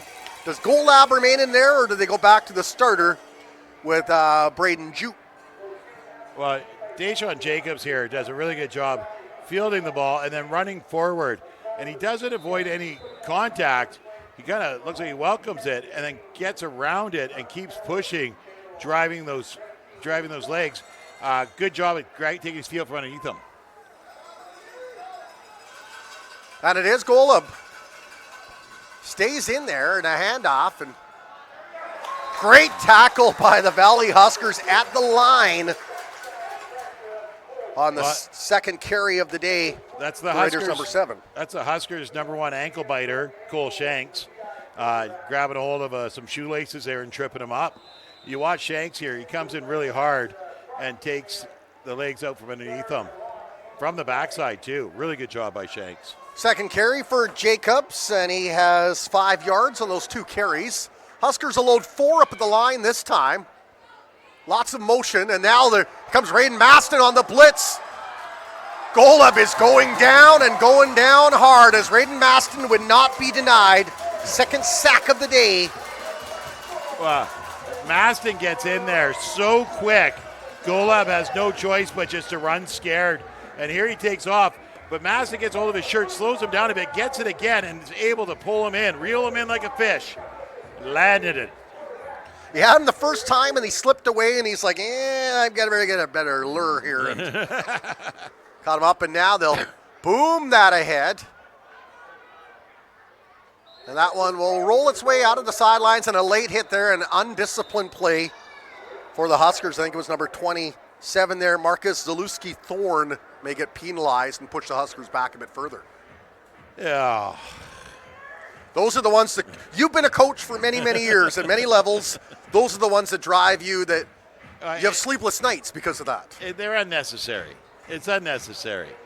I mean, you're getting the ball, decent field position here, and now you're going to go back 10 yards, 15 yards, just for a lack of being unable to control yourself. I think you can live with it a bit more if it's a blowout, either way. Yeah. But when you are within a field goal of winning or losing this game, in a game where the points really, really matter, Raiders want to keep this to, if the Huskers are going to win, to 4 points or less. You know, you go from the 46 to the 31, just like that. The bad life choice. Keyshawn Dorsey found a little bit of success near the end of that half. He'll try to carry that on. Holds on to it, and he finds the man in the flat. And a nice play there. Oh, good little jukas at number 2, Trey White, with a nice reception. Trey White here, it just gets so open. Like, I don't understand how he's so open here. But you see Dorsey checks down to him. See, he looked over there, saw him. He's like, are you on the field? He kind of looks like he's on the bench there. And then he's able to get around one tackle and up the field for another 6 or 7 yards. Big pickup of 19 yards on that play. Huskers go to work now from the 50-yard line. Lots of receivers in motion. Low snap given to Jawad Harb. He didn't have a hope of rounding. There's the defensive line for the Raiders, along with some help. Managed to close that hole and limit his success. In fact, he loses one on that play. Looks like 2. Lose 2 on that play. But here you go. It's a bad snap. It was low. Harb gets the ball and just can't get to the outside. The edge is closed so quickly. Number 28 does a great job of getting in there. Sterling Henry does a really good job of getting in there and shutting the door there on him. Caverly now is a part of a 2-receiver set over to the left side. Dorsey now will roll right, though. Throws it long. He's got the target, and that one will go out of bounds. And that'll mean the Huskers will probably punt this one away. They're going to have to. They're going to have to. After the first big pass, they weren't able to get anything to happen on the next 2. And here you see him. He's got his guy open on the sideline, but just puts a little bit too much under it. Number 16, Braden McDonald's a big guy, big target, but just can't get up high enough to get that ball. Turner's going to head back to about the 35-yard line is where he'll look to punt this one away. Raiders are showing a lot of pressure on this punt. We'll see if they pull anybody back. Turner with an end over end looking for the bounce. It doesn't come. He's actually hustling in there. He's trying to get it. And are they going to call a late hit on him? I don't think so. I mean, he went in there for the ball. I think they'll pick this up. They're going to call it no yards, but then realize that he was the kicker. And he does that a lot. Carson Turner here kicks the ball and then gets after it so quickly. Yeah, and you're right. They're going to wave it off there. So yeah, that just like a goalkeeper in soccer, he every right to get that ball that's in his vicinity. Yep, 100%. Hunter the same way. And it's smart. I mean, he knows he's got a short kick there, but you see him every time. He's on his horse right away. He's getting after it really fast. It's Raiders' second drive of this second half. Golub in the gun. 29 of 64 coming into this game. Completes one there to big Parker Mosscrop, and that'll be a first down as he picks up 14 on that play. Mosscrop is such a big body, such a great target. I mean, it's funny. He was one of the guys back in high school when I think it was Bolinas. He was playing for Bolinas, and he'd come into the dome for the provincials. He was a head and shoulders above all the other guys then, and he still is. Third reception of the day for Parker Mosscrop. 2 of them from Golub as they'll bring pressure. Will Andy Ofosoheni hunting down Golub. It's going to be a holding penalty against the Raiders, and Huskers wise to kind of ease up as he headed out of bounds. Well, they're very smart. Just give him a shove. Make sure he's not going to try and cut up the sideline a la Patrick Mahomes, but not to lay a hit. And you're going to see this is going to come back on a hold, and it's going to be 1st and 20.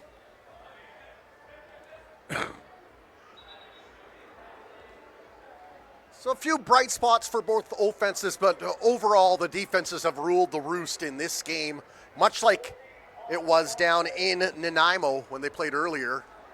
And it was the Raiders who emerged victorious in that game by 5 points. Well, it's funny that you got these two teams that just have these phenomenal defenses, but both have potent offenses that they can't get going because the defenses are so smothering.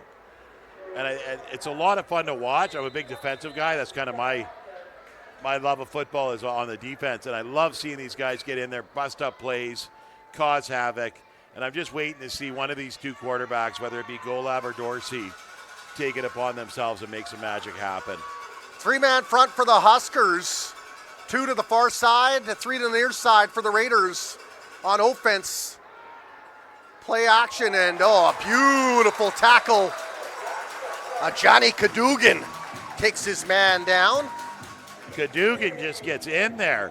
I mean, his name sounds like one of the old Street Fighter names, right? Cadogan, right? Mortal Kombat. Mortal Kombat, that's right. And he came in there with some Mortal Kombat and just leveled Parker Wills. Yeah, he picked up, what are they saying, 2 on the play. Golub, though, 3 for 3, throwing the ball. 2nd down. Lots of heat now from the Huskers, and Put it behind him. Put it behind him. Number 6, Jacob Celso, trying to go backwards for it. But it was just too far and too low behind him that he couldn't get to it. I think Ofu Suhani had the closest grab at the ball there. You see him. He made a grab at it. Cole Shanks was there making the tackle after the fact on the missed ball. And I think if he saw the ball was that close, he could have made a play on it. Huskers bring the house, almost blocked that one. Takes a big bounce, though, and Andrea now going one way, then the other, and then he will go no further. Well, he blew a tire and took a knee by accident. I don't think he wanted to, but he blew a tire and his knee hit the ground, and that stops the play right there. This game may come down to the very last play of the game. Well, okay, so 2 weeks ago, the VI Raiders were playing the Langley Rams, and it was 29-29 with 10 minutes left in the game. And the defenses for both teams were so solid, it was 2 plays punt. Nobody could get anything going. These defenses are going to put their ears back and the pedal to the metal and just get after the offenses on both teams. McDonald, the lone receiver to the near side with lots of motion.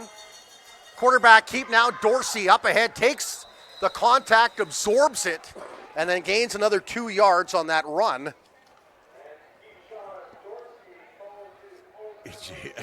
He takes off running, and he gets lit here. You watch this. Fakes the handoff to Harb, takes off running, and then just gets plowed there, but doesn't stop him, and he's able to get 2 more yards. A little bit of a juggle, but he brings the ball back in. Give him 7. And he's up to 80 yards. He's going to have to run away from pressure. Flag did fly. I think this play is going to be it's an offside. Give me a play. It's an offside on the Raiders. The whole D-line jumped. Because they didn't whistle it dead, I'm pretty sure that it's not going to be on the offense on a procedure. They should have called it dead if it was. And if that is the case, that's one of those ones where you can take a shot downfield because there's really no consequences. It's a free play. That's going to be 5 yards, enough for a first down. Huskers got to get a fresh set of downs, move the markers. One thing you do love about Dorsey, though, is if it's not going in terms of his arm, he's got those legs that can cause a whole lot of trouble, and he is the leading rusher in this game for both teams. There's the give. Harb just fighting up the stream there. It's like you watching one of those salmons trying to get back to spawn. Water's just rushing him backwards. And he didn't get anywhere on that one. So after a nice first half where he had 57 yards rushing, he is held to -2 on his first 2 rushes here in the second half. Yeah. With Jawad, though, he's going to bust open for at least one big run. At least one. He's got a bunch of them in him. He's just getting fired up here. Three-man front for the Raiders. They bring the big boys looking to swarm. Dorsey holds on to it, spins off a couple of tackles, taken down. I don't think that'll be a sack. I think he got back to the line of scrimmage. I think he's going to be short, but they're going to have to punt here because he just couldn't Yeah, get it was a anything sack. going. And I mean, this is what you're going to see. Like, watch here, drops back, and he goes to run forward, but he still wants to throw.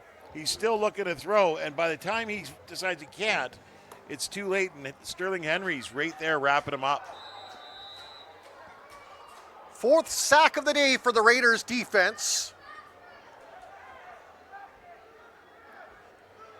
Turner back to punt near his own 20. Now the Huskers are going to bring some pressure in deep. Goes wide of Cadogan all the way down. Deshaun held that. Oh, and then he's hit hard.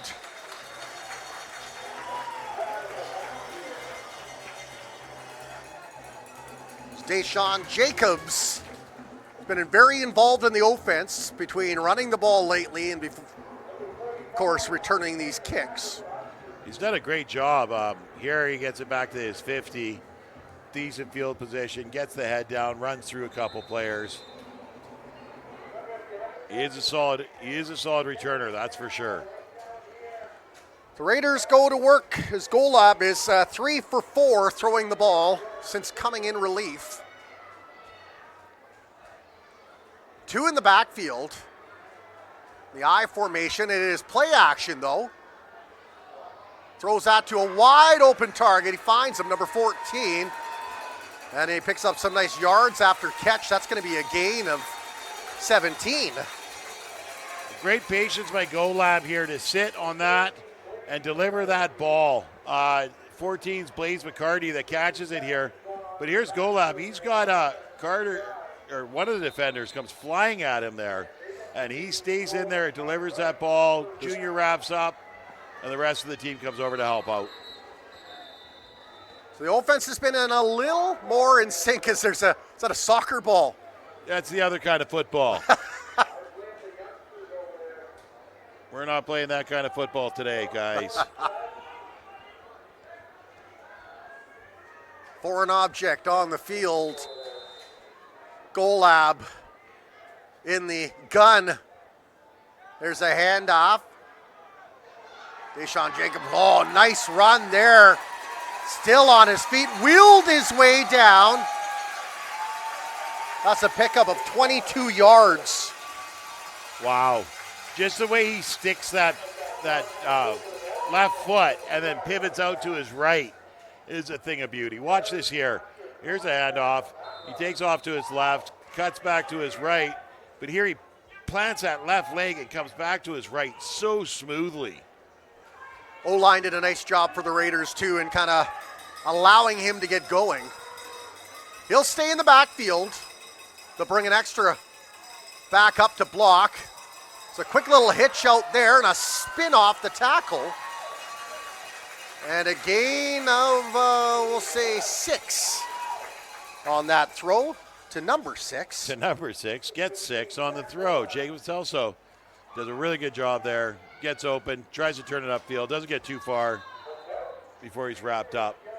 That is Celso's first reception of the day, 11 on the season. Raiders offense has looked as in sync as they have all game long on this drive. Under 5 minutes to go, third quarter, and they've had it for a lot of this quarter. Gola barks off the signals, gives it to Jacobs. Swallowed up. I think he's going to have enough for the first down, though. You can hear the cowbells from the Raiders faithful in attendance. You're watching the first half, and this defense for the Huskers was so stout, but just seemed to step behind. And instead of them picking up a step, it seems the Raiders have picked up a step, and now we're just a step ahead of the Huskers defense. Ball inside the 10-yard line, sitting on the 8. Raiders threatening, down by 2, 4 minutes to go, third quarter. Goal of empty set on the jet sweep. He's going nowhere. What a tackle, Andy Ofosu-Henny. Oh, no. Suheni says, no more of this. I am done. And he gets in there and he finishes it. It wasn't the quarterback, so it's not a sack, but it is a run for a loss. I love it. Little flip to Rupen Bonsu. And Suheni read that all the way. He was watching Bonsu, saw the pass, came in, and just made it a bit of a nightmare. The loss of 1. That'll be first or second and goal now from the 9. Crowd starting to make a little noise. Huskers bring the pressure. Pass upfield, one-handed catch. Oh my goodness, are you kidding me? Touchdown, VI Raiders, number 14, Blaze McCarty with a one-handed beauty. Well, he's holding off the defender as he's catching it. He's got that height differential over there that he just manhandles the defender. I'm going to try and catch the number of the defender here.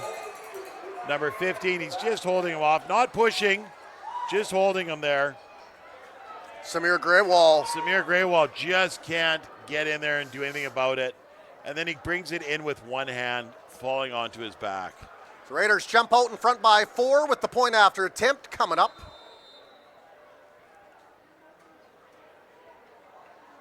Both offenses now with a touchdown in the game. And that one will clear the uprights and not quite the fence. Raiders, though, with a big lead and have looked awfully good since Zach Golab came into the game. Came in throwing at only 45%, but he has been near perfect, especially here in this second half. This drive here, the whole Raiders offense looked great. They really did.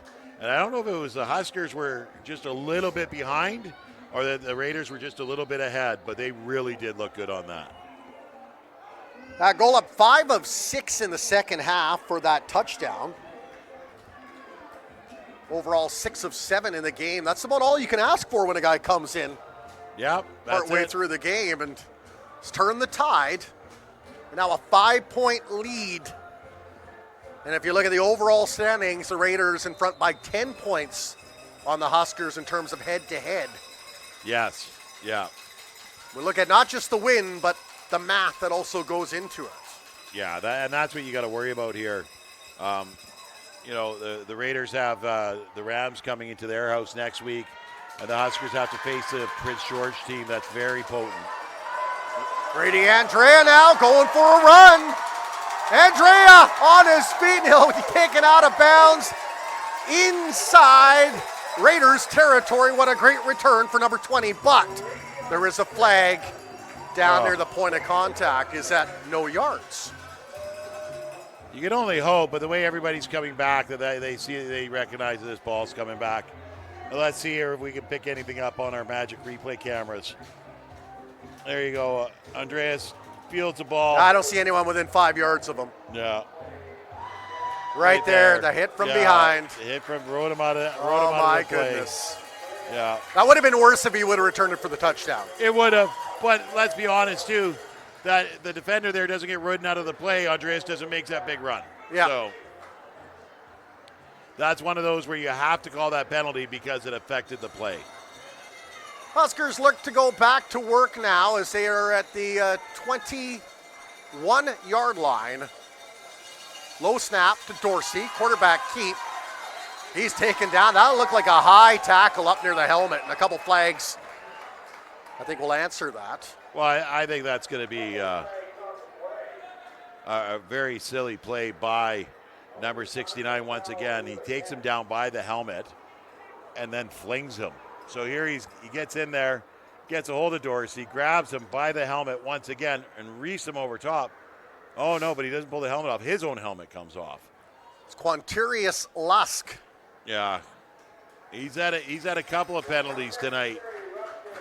He is a big load of a man. Boy, we've seen some big beef-eating boys there on a lot of these BCFC teams. Well, and here's the thing is Lusk has got to put his hands in the air, and it's really the grabbing by the head.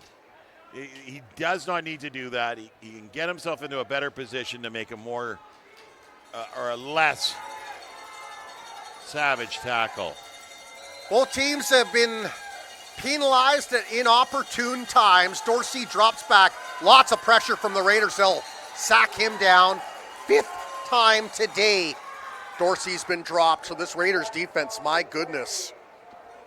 They're fast. They're fast and they're smothering. And you've got the big guys in the front that create paths for the linebackers to get in there and make something happen. And it was number 4, Max Shipham, coming out of the linebacker position and carrying it down. So 2nd and long for the Huskers here. Another low snap. Dorsey throws it. He's got the man open, in and out of his hands. Number 84 for the Valley Huskers. It's Gisha Halisi, who has 1 reception today. Couldn't snare in that tough one. That'll bring up 3rd and down for the Valley Huskers in a punting situation. I've noticed the snaps are low today. That's why I wonder if, I couldn't see if Hunter Henderson's still in there or if they had to. He's not actually. He's not playing today at all. He's sick. Well, that makes the difference right there. That is your starting center, the guy that anchors that O-line. Yeah, big part of the O-line.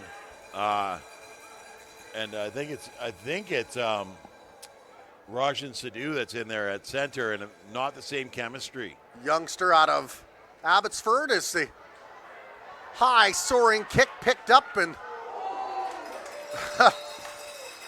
I think he thought the spin move would be a good idea, and then when impact actually happened, the idea not quite as good. The jumping spin move doesn't work so well when you're getting hit in the ribs. Jacobs tried to climb the ladder, a little Jacobs ladder, but fell down to earth. Raiders go back to work, up by 5. 2 minutes to go, 3rd quarter here on BCFC TV.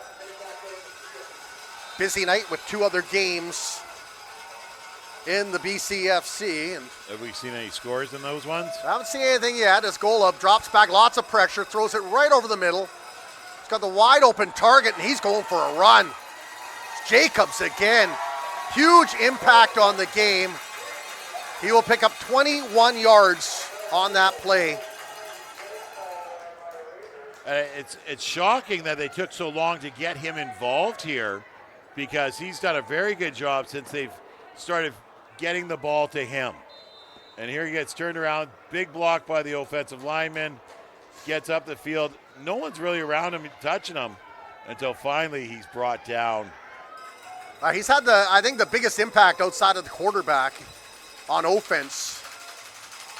They'll hand off, and he's taken down. Jack Winey in the backfield. Wills, they bring Wills in to give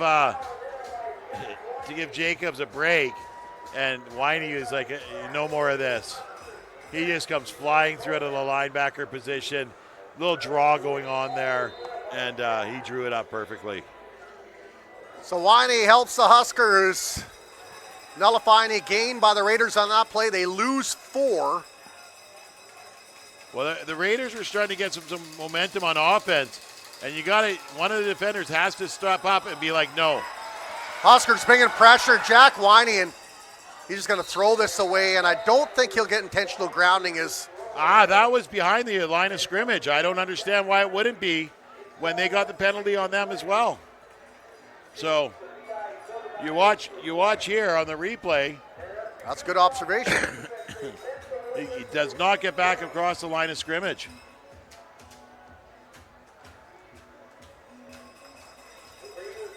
You know, as much as hurt, maybe he was hoping Winey would actually hit him. My bad. It was the original line of scrimmage that they get back to.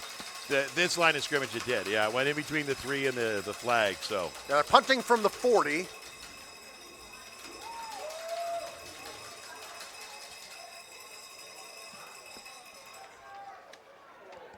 And that one skitters at the goal line.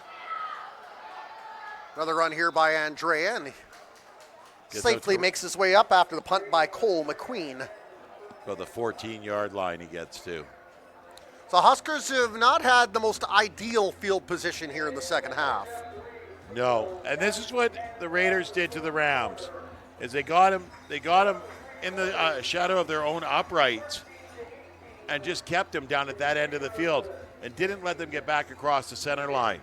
The Huskers really got to try and drive this field, eat up some time. It's the end of the third. We're going into the fourth quarter. They just need to eat up some time, drive the field, and get a lead. So the Huskers trail by 5 as we approach the final 15 minutes of this football game. And a big game winner holds on to 4th place in the final playoff position. The loser will need a little help in the final game next week. Remember, the Huskers started out the season 1-4 after those 3 straight games on the road. They have not lost their last 3 games, including a tie, sandwiched in a pair of wins.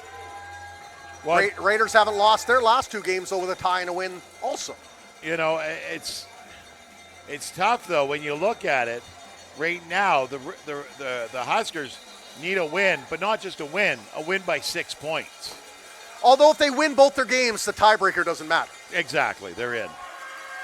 So you just try to get the win as Grady Andreas slithers his way up the middle. Like, comes through there like a freight train, a little push and shoving after the fact. People need to calm down and just focus on what's important out there, and that's winning. Yeah, nice pickup of 5 yards for Grady. His first carry of the second half. Although he's touched the ball a number of times on returning punts.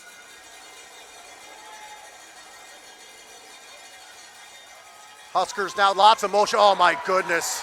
Dorsey swallowed up 6th sack of the afternoon for the VI Raiders, who have gotten to the quarterback often in this game. Danny Wisdom comes in untouched. Watch here. The linebacker comes up, so the tackle steps out to get him, and nobody gets Wisdom, and off he goes. Andreas kind of made an effort to get at him, but just missed. And this is what the Raiders did so well against the Rams, is just kept them down, pinned down in their own end zone. So the Huskers 2-0 here as Turner set to punt from deep inside of his zone. Line drive, end over end. Jacobs scoops that up just shy of the center stripe. Met by 3 fellas wearing black and green. But good field position for the Raiders offense once again to start this fourth quarter. Yeah, it falls on the Huskers here now to try and push them back. Raiders had their best drive of the day, resulted in a touchdown last time they had the ball. Well, Golov's been very good, and he's had some weapons to work with, and in fact, he's thrown to, I think, about 5 different receivers since he's come into the game. And really, the Raiders have to do nothing else but just keep pinning the Huskers down below the 10. As long as they can keep doing that, they got that 5-point lead. That's all they need to do. Jacobs with a little dog sled tried to drag a few defenders with him. They're going to keep the clock ticking. They're going to hand the ball off, and if they can keep getting first downs, it works out great for them. They're going to give him 4 on that carry. Jacobs, he does have 1 run of 22 yards. And he has been utilized a lot, especially since the second quarter. Coincided with the arrival of Golov into the game. Empty set now as the chop block down low by Jacobs. Thrown over the middle and caught by the Raiders, and a huge first down there. Maston's upset here. I mean, the chop block took him out at the knees. It's not against the rules, but it's not a very fair practice. Yeah, it's a 26-yard pickup. Huge. For number 8. Golov's picked up some nice real estate, a couple of 20-yard throws since coming into the game. And now he'll head under center.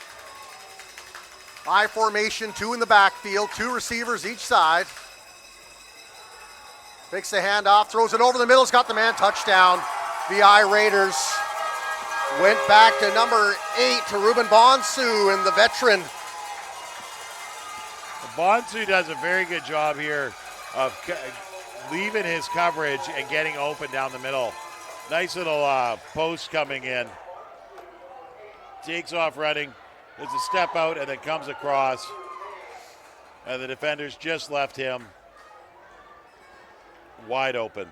The Raiders have almost doubled the Huskers now as they're up by 11 with the point after attempt coming up. The Huskers are going to have to figure out something and figure it out in a hurry. Well, and I think the Raiders figured something out here is that they might as well start the game with Golab. He has really been the drive behind this team since he came in. Yeah, he's done an excellent job, and credit his offensive line. They've given him the time overall, and for the Huskers, missing Henderson dearly as Dorsey has seen the field, the bottom of it, far too many times this game. Well, the combination of Golab and Jacobs, the Raiders just don't have an answer for. They did really good against the starter, Jupe and Rondé Lyle, but just nothing against the other two. Well, the old saying goes, you know what, every injury is an opportunity. 100%. And the Raiders taking full advantage of their opportunity to secure a playoff position. Looking for their second straight win, up by 12. Just under 11 and a half to go. Still plenty of time for the Huskers, but they've got to show something offensively to spark a little life in this crowd. 100%. 100%. I mean, a little bit of life in them, a little bit of life in the crowd. They need a spark. Twilight settling in now as the ball will come to Raiden Maston. Winds his way up the left side. Good speed. Leaps over a defender. Raiden Maston, are you kidding me? But then he comes up a little bit limp, and you hope that there's nothing wrong with the hamstring. And it looks like he climbed up over them like they were steps. That was awesome. And then maybe that's the spark that the Husker needs right here. Because they've been doing down at their own end zone to start. And Maston says, nope, we're going to the center of the field. And at the center of the field, unfortunately, remember the Huskers in some discomfort. Oh, it looks like more cramping than anything. Jumps over the first guy. Yeah, just a great leap over top. And Maston gets up. He's excited. You wonder, too, although he plays so much on defense, if you could throw Raiden Maston into the offense here and there. Just to mix things up a little bit. Yeah. You would love to see it. He's such a good runner. Getting the ball in his hand and watching him do something with it is a lot of fun. I like it when he gets it on defense. Yeah, I think you're right. I think it'd be cool to see him do some offensive plays. Well, I mean, he's such a key part of that defense. You don't want to take away from that either. So how much gas have you got in the tank? And how far do you want to go? I think that young man's got a motor and a half, I tell you. Another low snap here. Lots of pressure. Raiders hunt down Dorsey. 7 sacks for the VI Raiders. That is one of the storylines of this football game. Wisdom again. He just gets in there so quick, and he just messes things up so solidly.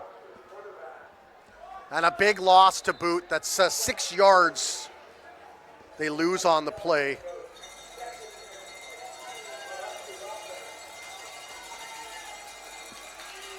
I have to look back, but I think they got to him 7 times in Nanaimo also. Now he's running for his life and make that 8 sacks for the VI Raiders. Well, Wisdom and Henry just don't give him any time there at all. They get in there so fast. Mess things up so hard. You watch here, the tackle comes out, they double team him, but they got to let him go at some point. And then Henry steps up, and Dorsey just can't do anything with it.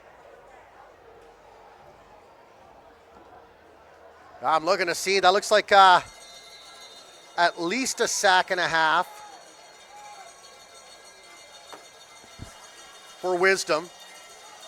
And the same for 28 of the VI Raiders. Sterling Henry. It's a kick. Carson Turner end over end. Bounces up high, taken by Jacobs down at the 35. Pushes off one tackler, and he'll wind his way up to the 45 for a gain of 10. And this Raiders offense, which has been rolling in the second half, will get another chance here, up by 12, with 9.5 to go in the regulation portion of this football game. Well, and now it's the defense's turn to step up, make a stop, get the ball back. The Huskers got 9.5 minutes left here in this game. They're down by 2 scores. They need that ball back fast. You wonder how tired they're getting, because as of late, they've been on the field a lot more than the offense has. Exactly. 3-man front for the Huskers. Well, they'll have a couple of other scouts now as Ofu Suheni jumps into the fray. So does Winey. Load up the line and screen pass, and a big tackle by the Huskers. Drops him at the line of scrimmage. Well, number 22, Hayden Agaman, gets in there and stops the run right away. And number 1, Aiden Harker, comes in for cleanup duty. Really good job here. A little swing pass by Golab. And there it is, the pop. Wait, is that 22? Yeah, 22. Cole Shanks is in there. Twisted ankles. The pickup of 1. Long pass, finds his target. Beautiful throw right into the arms of number 6, who was in motion. It's Celso. The Raiders offense continues to roll. And in a huge first down here. Well, Golab is just picking them apart. Celso comes off, his defender on an angle, little skinny post going on there, and just hits him in stride. Raiders came to play for this game. It's a handoff. Jacobs going along the right side and taken down. But I think you could say here that the Raiders put some points on the board. Now it's going to be the end of it for the Huskers night. It's just not going well. It's one of those games where offense hasn't clicked, and that's due to the fact that maybe some new players on the offensive line that have not given Dorsey enough time to connect with his receivers. You can have all the excuses in the world, but in the end, it's what you do that matters. Well, I think there's a lot of reasons why they just seem a little bit off tonight. The low snaps are hurting. The regular receivers are hurting. Silly penalties have hurt a lot. And here's one here. It's an offside, so they know it's a free play. And Golab's just like, okay, I can just run with it and see what happens, right? And so. Yeah, he gets 6 or 7 on that run. We got 10. I think was it 10? Maybe 8. Maybe yeah, 8. It's a little bit short. That's why his first scamper of the afternoon. Or no, first scamper. The other one was when he got sacked. Yeah, far side, the defender jumped, causes the offside. Golab sees that. He takes off for a run. Just gets his wheels going. Smart play here to get out of bounds. Offside on both, though. Was it offside on both? It was offside on both from the referee. Oh. It's not really a free play, so yeah, he was. But the way things are going, and when it's going well for you, you feel like you can float on a cloud. Yeah, 100%.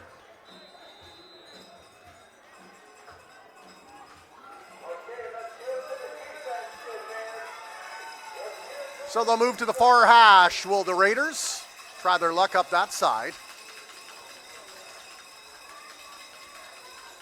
3 receivers far side, 2 to the near side, empty backfield. Golab lots of time, throws that, and he's thrown an interception.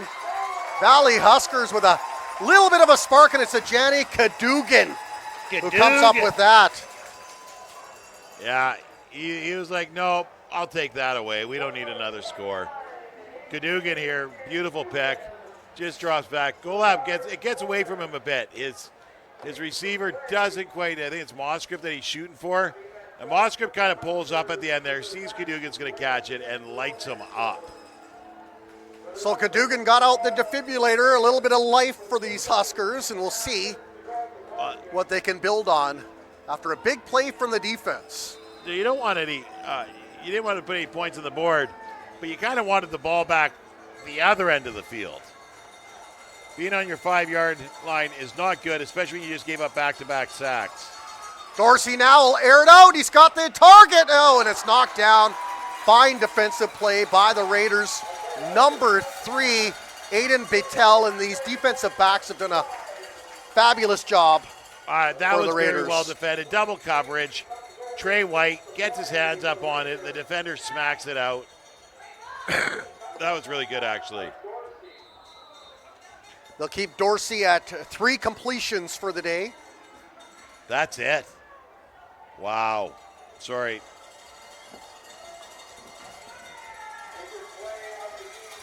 He's had some good things happen with his legs. It's just been tough throwing the ball, and he's picked off. Oh, almost picked off.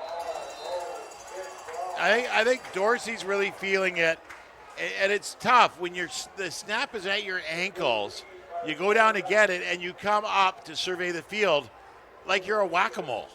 You know, like it's just you're popping your head up out of the ground to see what's going on down there. And you're trying to read something so fast. The defense is coming in you so hard. It's just not fair. Yeah, 3 of 15 for Mr. Dorsey. All credit to him. It's been a tough afternoon running for his life and getting snaps down by his ankles. And I don't want to take anything away from the Raiders' defense. Oh, Raiders' defense has been fantastic. They've been very fast today. They've been getting in there hard. Dorsey's just not getting time to see what's happening down the field. You pretty much want to be looking down the field and the ball come to your chest, not reach down to your ankles and have to pop back up and see what's going on down the field. Smart play, give up the 2 points. That'll be a safety. Now they got to score twice to tie it. That's what they got to do here. So they need to get a takeaway down at this end of the field, take it away from the Raiders, and put some points on the board. And they've got to do that in 5 minutes and 42 seconds. Twice. If they can get something going offensively, I smell an onside kick. Yes. But here the Raiders are going to start with the ball on the 35, I do believe. Yeah, on the 35-yard line. And no kick or anything, just start with the ball. And it may come down to the defense again, trying to pick off a few more passes if they can, and maybe scoring themselves. Full credit to the Raiders, though. They came to play this afternoon in Chilliwack is Golab. Takes the handoff and rolls out right under pressure, throws it deep, and target not there.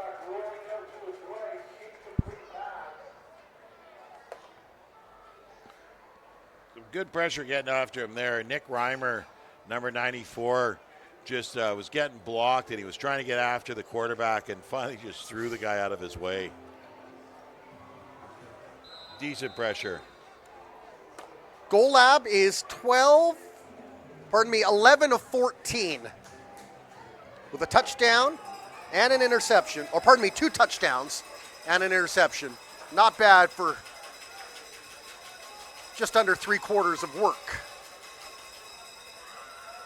There's the give to Wills. Huge hole opens up. Wills has got it, and he's still running, and he will get up to the 48-yard line, a big first down.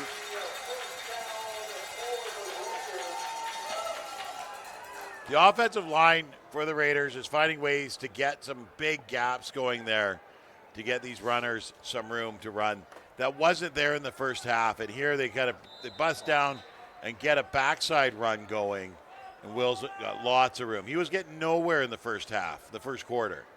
And here there's just some monster holes, little backside run there, running off the tail of the guard. Cadogan against Mosscrop, but they'll run the ball again to Wills, and yeah, he's feeling it now. pushes the blocker in front. He'll get all the way down to the 40-yard line inside Huskers territory. Raiders in cruise control right now with 4:11 to go in the fourth quarter. I'm not sure. The Huskers were doing great earlier with stopping these kind of runs, but right now they're just not getting any sort of pressure up the middle. There's big holes. They're kind of getting manhandled out of the way to create running paths. There he pushes his blocker into the defender to give himself some more room, and it's Cadogan there that's able to get him outside. Coach Arabsky made the move. Run and goal lap. It has been pure genius since that time. Wills in the backfield. They'll hand off to him again. Another hole opens up. Wills charges ahead, chews up more time off the clock. Approaching 3.5 minutes to go. And the Huskers running out of daylight and real estate.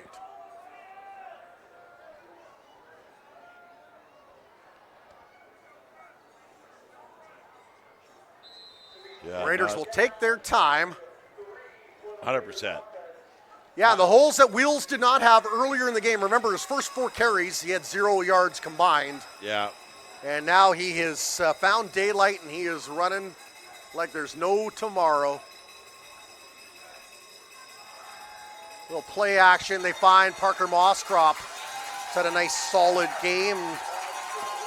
And there, I mean, they sold that one so well that the whole defense that got through, Ovusuheni and Winey there, went after the running back who didn't have the ball. You're going to get down to the 3-minute warning, and you're going to watch the Raiders are just going to eat some time here. They don't care if they score. They can take the next 3 minutes to try and get 10 yards. Raiders in control of this game and the final playoff position here in the BCFC. Marching down the field now at the 25-yard line. Give to Jacobs. Ankle tackle there and a good one. 94 of the Valley Huskers brought him down. Nick Reimer. David Carter was in there too, messing things up. And he's had, bigger impacts in other games we watched, but here he makes a big impact. Reimer, Carter, wipe him right out.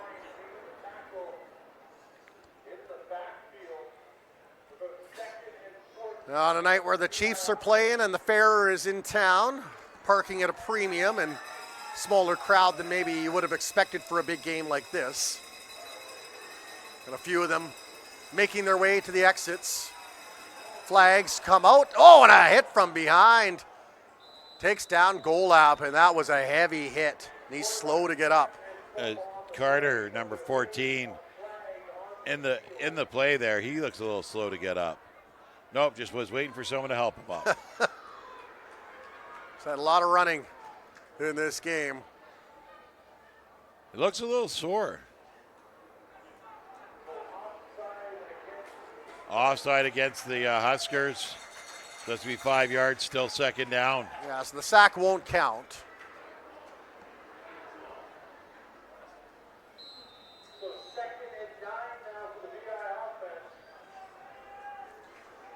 The Raiders more than happy to take as much time off the clock as they can. There's just 2:11 to go here in the football game. They are up by 14 and driving. Golab flanked by 1. There's the give and a fumble, and the Huskers come up with it.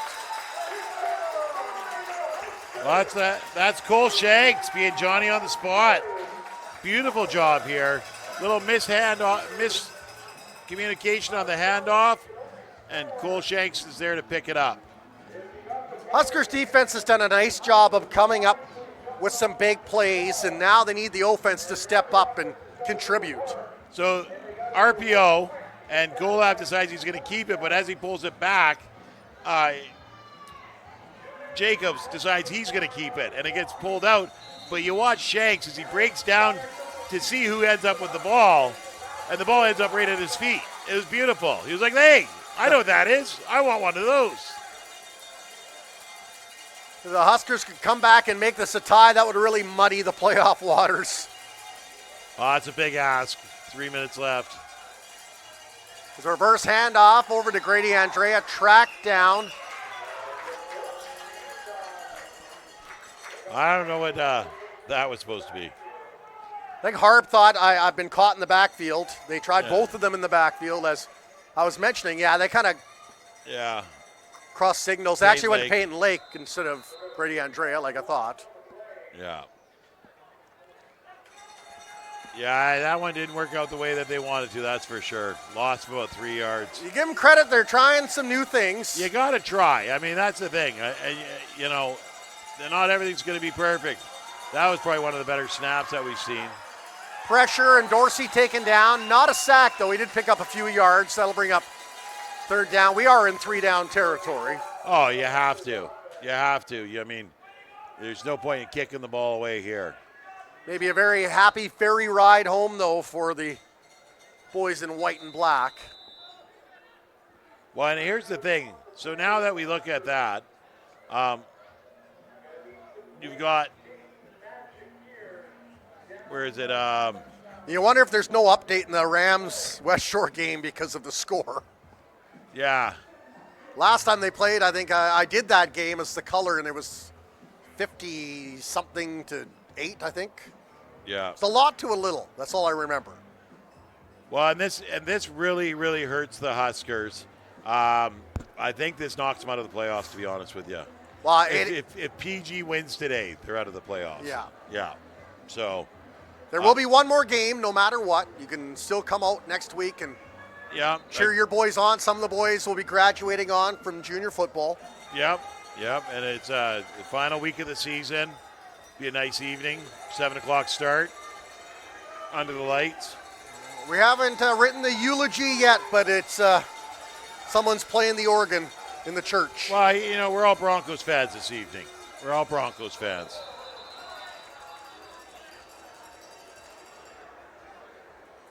That would be something for the Broncos to get their first win of the year in Prince George in one of the most hostile environments and one of the longest drives for a road game. So you say there's a chance. You're saying there's... Well, maybe they're also tandem riding on a scooter. Meikle and one of the defenders. The big guy, Aloka. Yeah. He's got the man wide open and is caught. Stepped out of bounds at the last moment. It'll freeze the clock with 1:31 to go. And that's big. Brandon McDonald getting open there on the sidelines. Way open. No one around him. Well, I think the Raiders in prevent defense. They're like, you can get your first downs. We don't care. Just don't get the points. Don't get the ball back. It's just still running. Holy. Well, I think, if he would have been a little further away from the hash marks at sideline. He had some room to go. And he's got wheels. He's a fast guy. Here we go, Huskers. Raiders bring the heat. They'll drop Keyshawn Dorsey. Is that 9 times today? Yeah. I don't know. I don't know what's happening here that's causing it just beat a fire drill, it seems, here in the second half on every play. Second and long for the Valley Huskers. Pressure again from the Raiders. They'll drop him again. He fumbled the ball, but I think they're going to blow it dead. 10 sacks for the VI Raiders on the road in a game they needed to win to secure a playoff spot. Well, and the Raiders here do a really good job of putting their ears back and just getting after the quarterback, not giving him any time for any plays down the field to develop. They know that they can't be throwing it short. They got to go deep. Really smart playing. Well, I think they watched the tape last week, too, and they don't want Dorsey to have time to run. Yeah. Bring the house again. This is going to be number 11. Nobody's picking him up on the outside. It's a turnover on downs, and that should be the final offensive play for the Valley Huskers in this football game, as the Raiders will be content to do a couple of handoffs and a big wave to their fan base that came across from the island to cheer them on as More fans make their way out, and I'm sure not the game that the Huskers and their coaching staff anticipated. In a season I'm not sure they anticipated, there were some real high hopes coming into this one. I think so. I mean, the way that the Huskers have been playing recently, they thought they had a chance today. And from the first half, they did have a chance. Well, they were leading at half. They looked really good. So, I mean, it's been the second half here that's caused a bit of problems. I've got a fire truck here. Credit that both of those men right there, 15 and 7, Yeah. have really turned around this VI offense, which had stalled for the majority of at least the first quarter and a half. Well, and you've got to credit the defensive coordinator, the defensive play caller on the Raiders too. The pressure that he's been putting into the backfield to mess up, just throw Dorsey off and just keep him on the run for this second half was crazy. I'm assuming that Sean Arabsi, the head coach, is also the defensive coordinator because there's some defensive assistants. Yeah, so he's probably doing the play calling for that. Drew up the game plan, and my goodness, did it ever work. 10 sacks on the road. That's a job well done by the D-line and the linebackers. Yeah, really good job. Really good job by the defensive coordinator, defensive play caller. Golub winds out wide, throws it for the intended target. That's going to be a pass interference, and Raiders are going to put a little icing on top of this cake. With 53 seconds to go, they'll come away with at least a field goal, if not more. Wow, I think you're going to get a kneel down now at this point. You know what? You say that, but I think there's a little bad blood between these teams, and I won't be surprised if they're way down there that they don't try to go for it. I could see that. I mean, I think now the lights come on. Now the lights come on. Yeah. Almost like there's a spotlight. Yeah, maybe they're far enough away from it, but there's 53 seconds to go. You've got at least one more play. Well, you're 20 yards out. You got one more play. You got two more plays. You could take a shot. There are some proud Huskers, though. You saw Andy Ofosuheni coming in like a freight train trying to get to the quarterback that last play. Yeah, they're not giving up. That's for sure. I mean, they know the game's over, but they're not letting the. But I think you are Nostradamus. It's a kneel down. Yeah.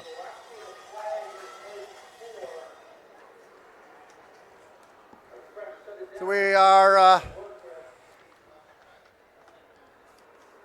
in the final minute of this football game as the clock marches down.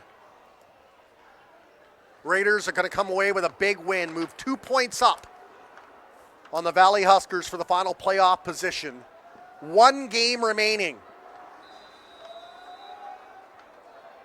And I think you are right, Matt, that this will take the Huskers out of playoff contention because the Raiders, even if they tie on points, Raiders hold the tiebreaker with a pair of wins. Yeah. So the Huskers will have one more game left this season. Gets the Prince George Kodiaks a chance to close the season out on a high.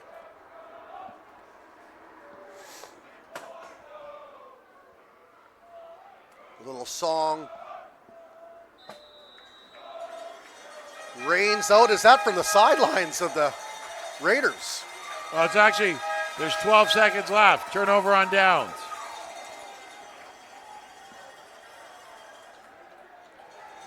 All right, so the Huskers get one more play at glory. They can't win the game, but, well, I guess mathematically, somehow, if someone's got Usain Bolt-like speed to get down the field. Hey, come on. 12 seconds. And then score right onside away, kick. onside kick, get back at it, score again quickly, go into overtime. Like a Madden video game. No overtime. It's a tie. It's a tie. But that doesn't help us either because then the Raiders beat us on the tiebreakers. Yes. I think, smart call here. Take a knee. You got to take the loss here and back to the drawing board. Raiders have 10 sacks. They're looking for 11. They're loading up the line. Here they come with pressure again. Dorsey says, nah, You're not pinning me back deep. Runs it out of bounds. 4 seconds left. 4 seconds to go. Give that man extra ice packs. Yeah. He's battled hard under some trying circumstances. Well, when you don't have your starting O-line available, you don't have your starting receivers available, and it really takes a big chunk out of your offense. Against a very good defensive line. Very good defensive team altogether. Team that knocked off the West Shore Rebels last week thanks to their defensive play. And it's been that kind of night for the Huskers as they'll fumble the exchange. Raiders put an exclamation point on it. And they will win this one with a fumble recovery and add to the stats night. And it's going to be lots of celebration in the team bus on the way home as the VI Raiders win this one 27-13. Well, Any final thoughts that you haven't explained so far? No, I think there's going to be a lot to talk about in the locker room for the Huskers. The Raiders, they pretty much punched their ticket to the playoffs today, which is great for them. The bad news is, though, who do you play first round unless you take third? And that's the thing. They could win next week against Langley.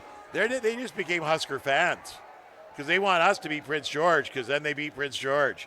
So, I mean, that's that, It's a strange world these last few games in the BCFC. It's a little crazy, really, when you look at it, because I don't know what the tiebreaker is for Prince George and VI. I mean, I'd have to look back and see who won that. I think they've only played each other once this year. The way the games have gone, you've got Prince George did. The Raiders played the West Shore Rebels 3 times. You have teams playing. Yes, because of the location. Yeah, I mean, it saves on the gas, and it's a good rivalry between the two teams. Yeah. Raiders 1-1, Rebels 1-2, and so Raiders look to punch their ticket in. All smiles on the boys from Nanaimo, and the Huskers will regroup and get ready for their last game of the season next week, and we hope to see you there for that, either in person at Exhibition Field or join us here on BCFC TV or on TELUS 1981. Yeah. For Teo and the gang at 4, the win Medio. Media. I'm having one of those nights too. It's not just the Huskers. Warren Anders along with Matt Macri. Thanks for tuning in. Have a wonderful long weekend.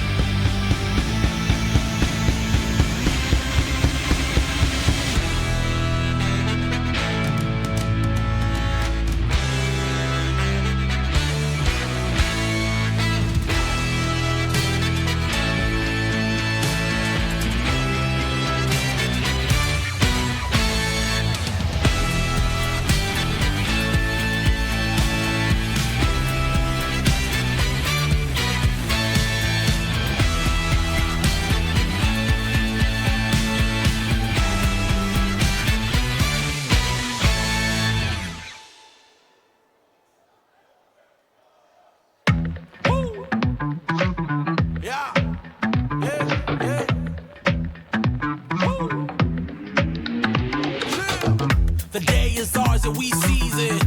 Haters, man, they got reasons. Grab the moment, we freeze it. Go to the touch, oh, what a rush. Follow your heart, homie, go with the love. Let it rain, let it flow, let it flood. Swimming in good vibrations, it's a celebration. It's the liberation of everything we are. Every time you in the clouds, they gon' try to bring you down. Do not let them just go ahead and get it, get it, get it, get it. Every time you in the clouds, they gon' try to bring you down. Do not let them just go ahead and get it, get it, get it, get it. I'm all in, I'm here to receive it. No limits, got to believe it. Amen, I know that you feel it. From the ashes, rise like a phoenix. I'm all in, I'm here to receive it. No limits, got to believe it. Amen, I know that you feel it. From the ashes, rise like a phoenix.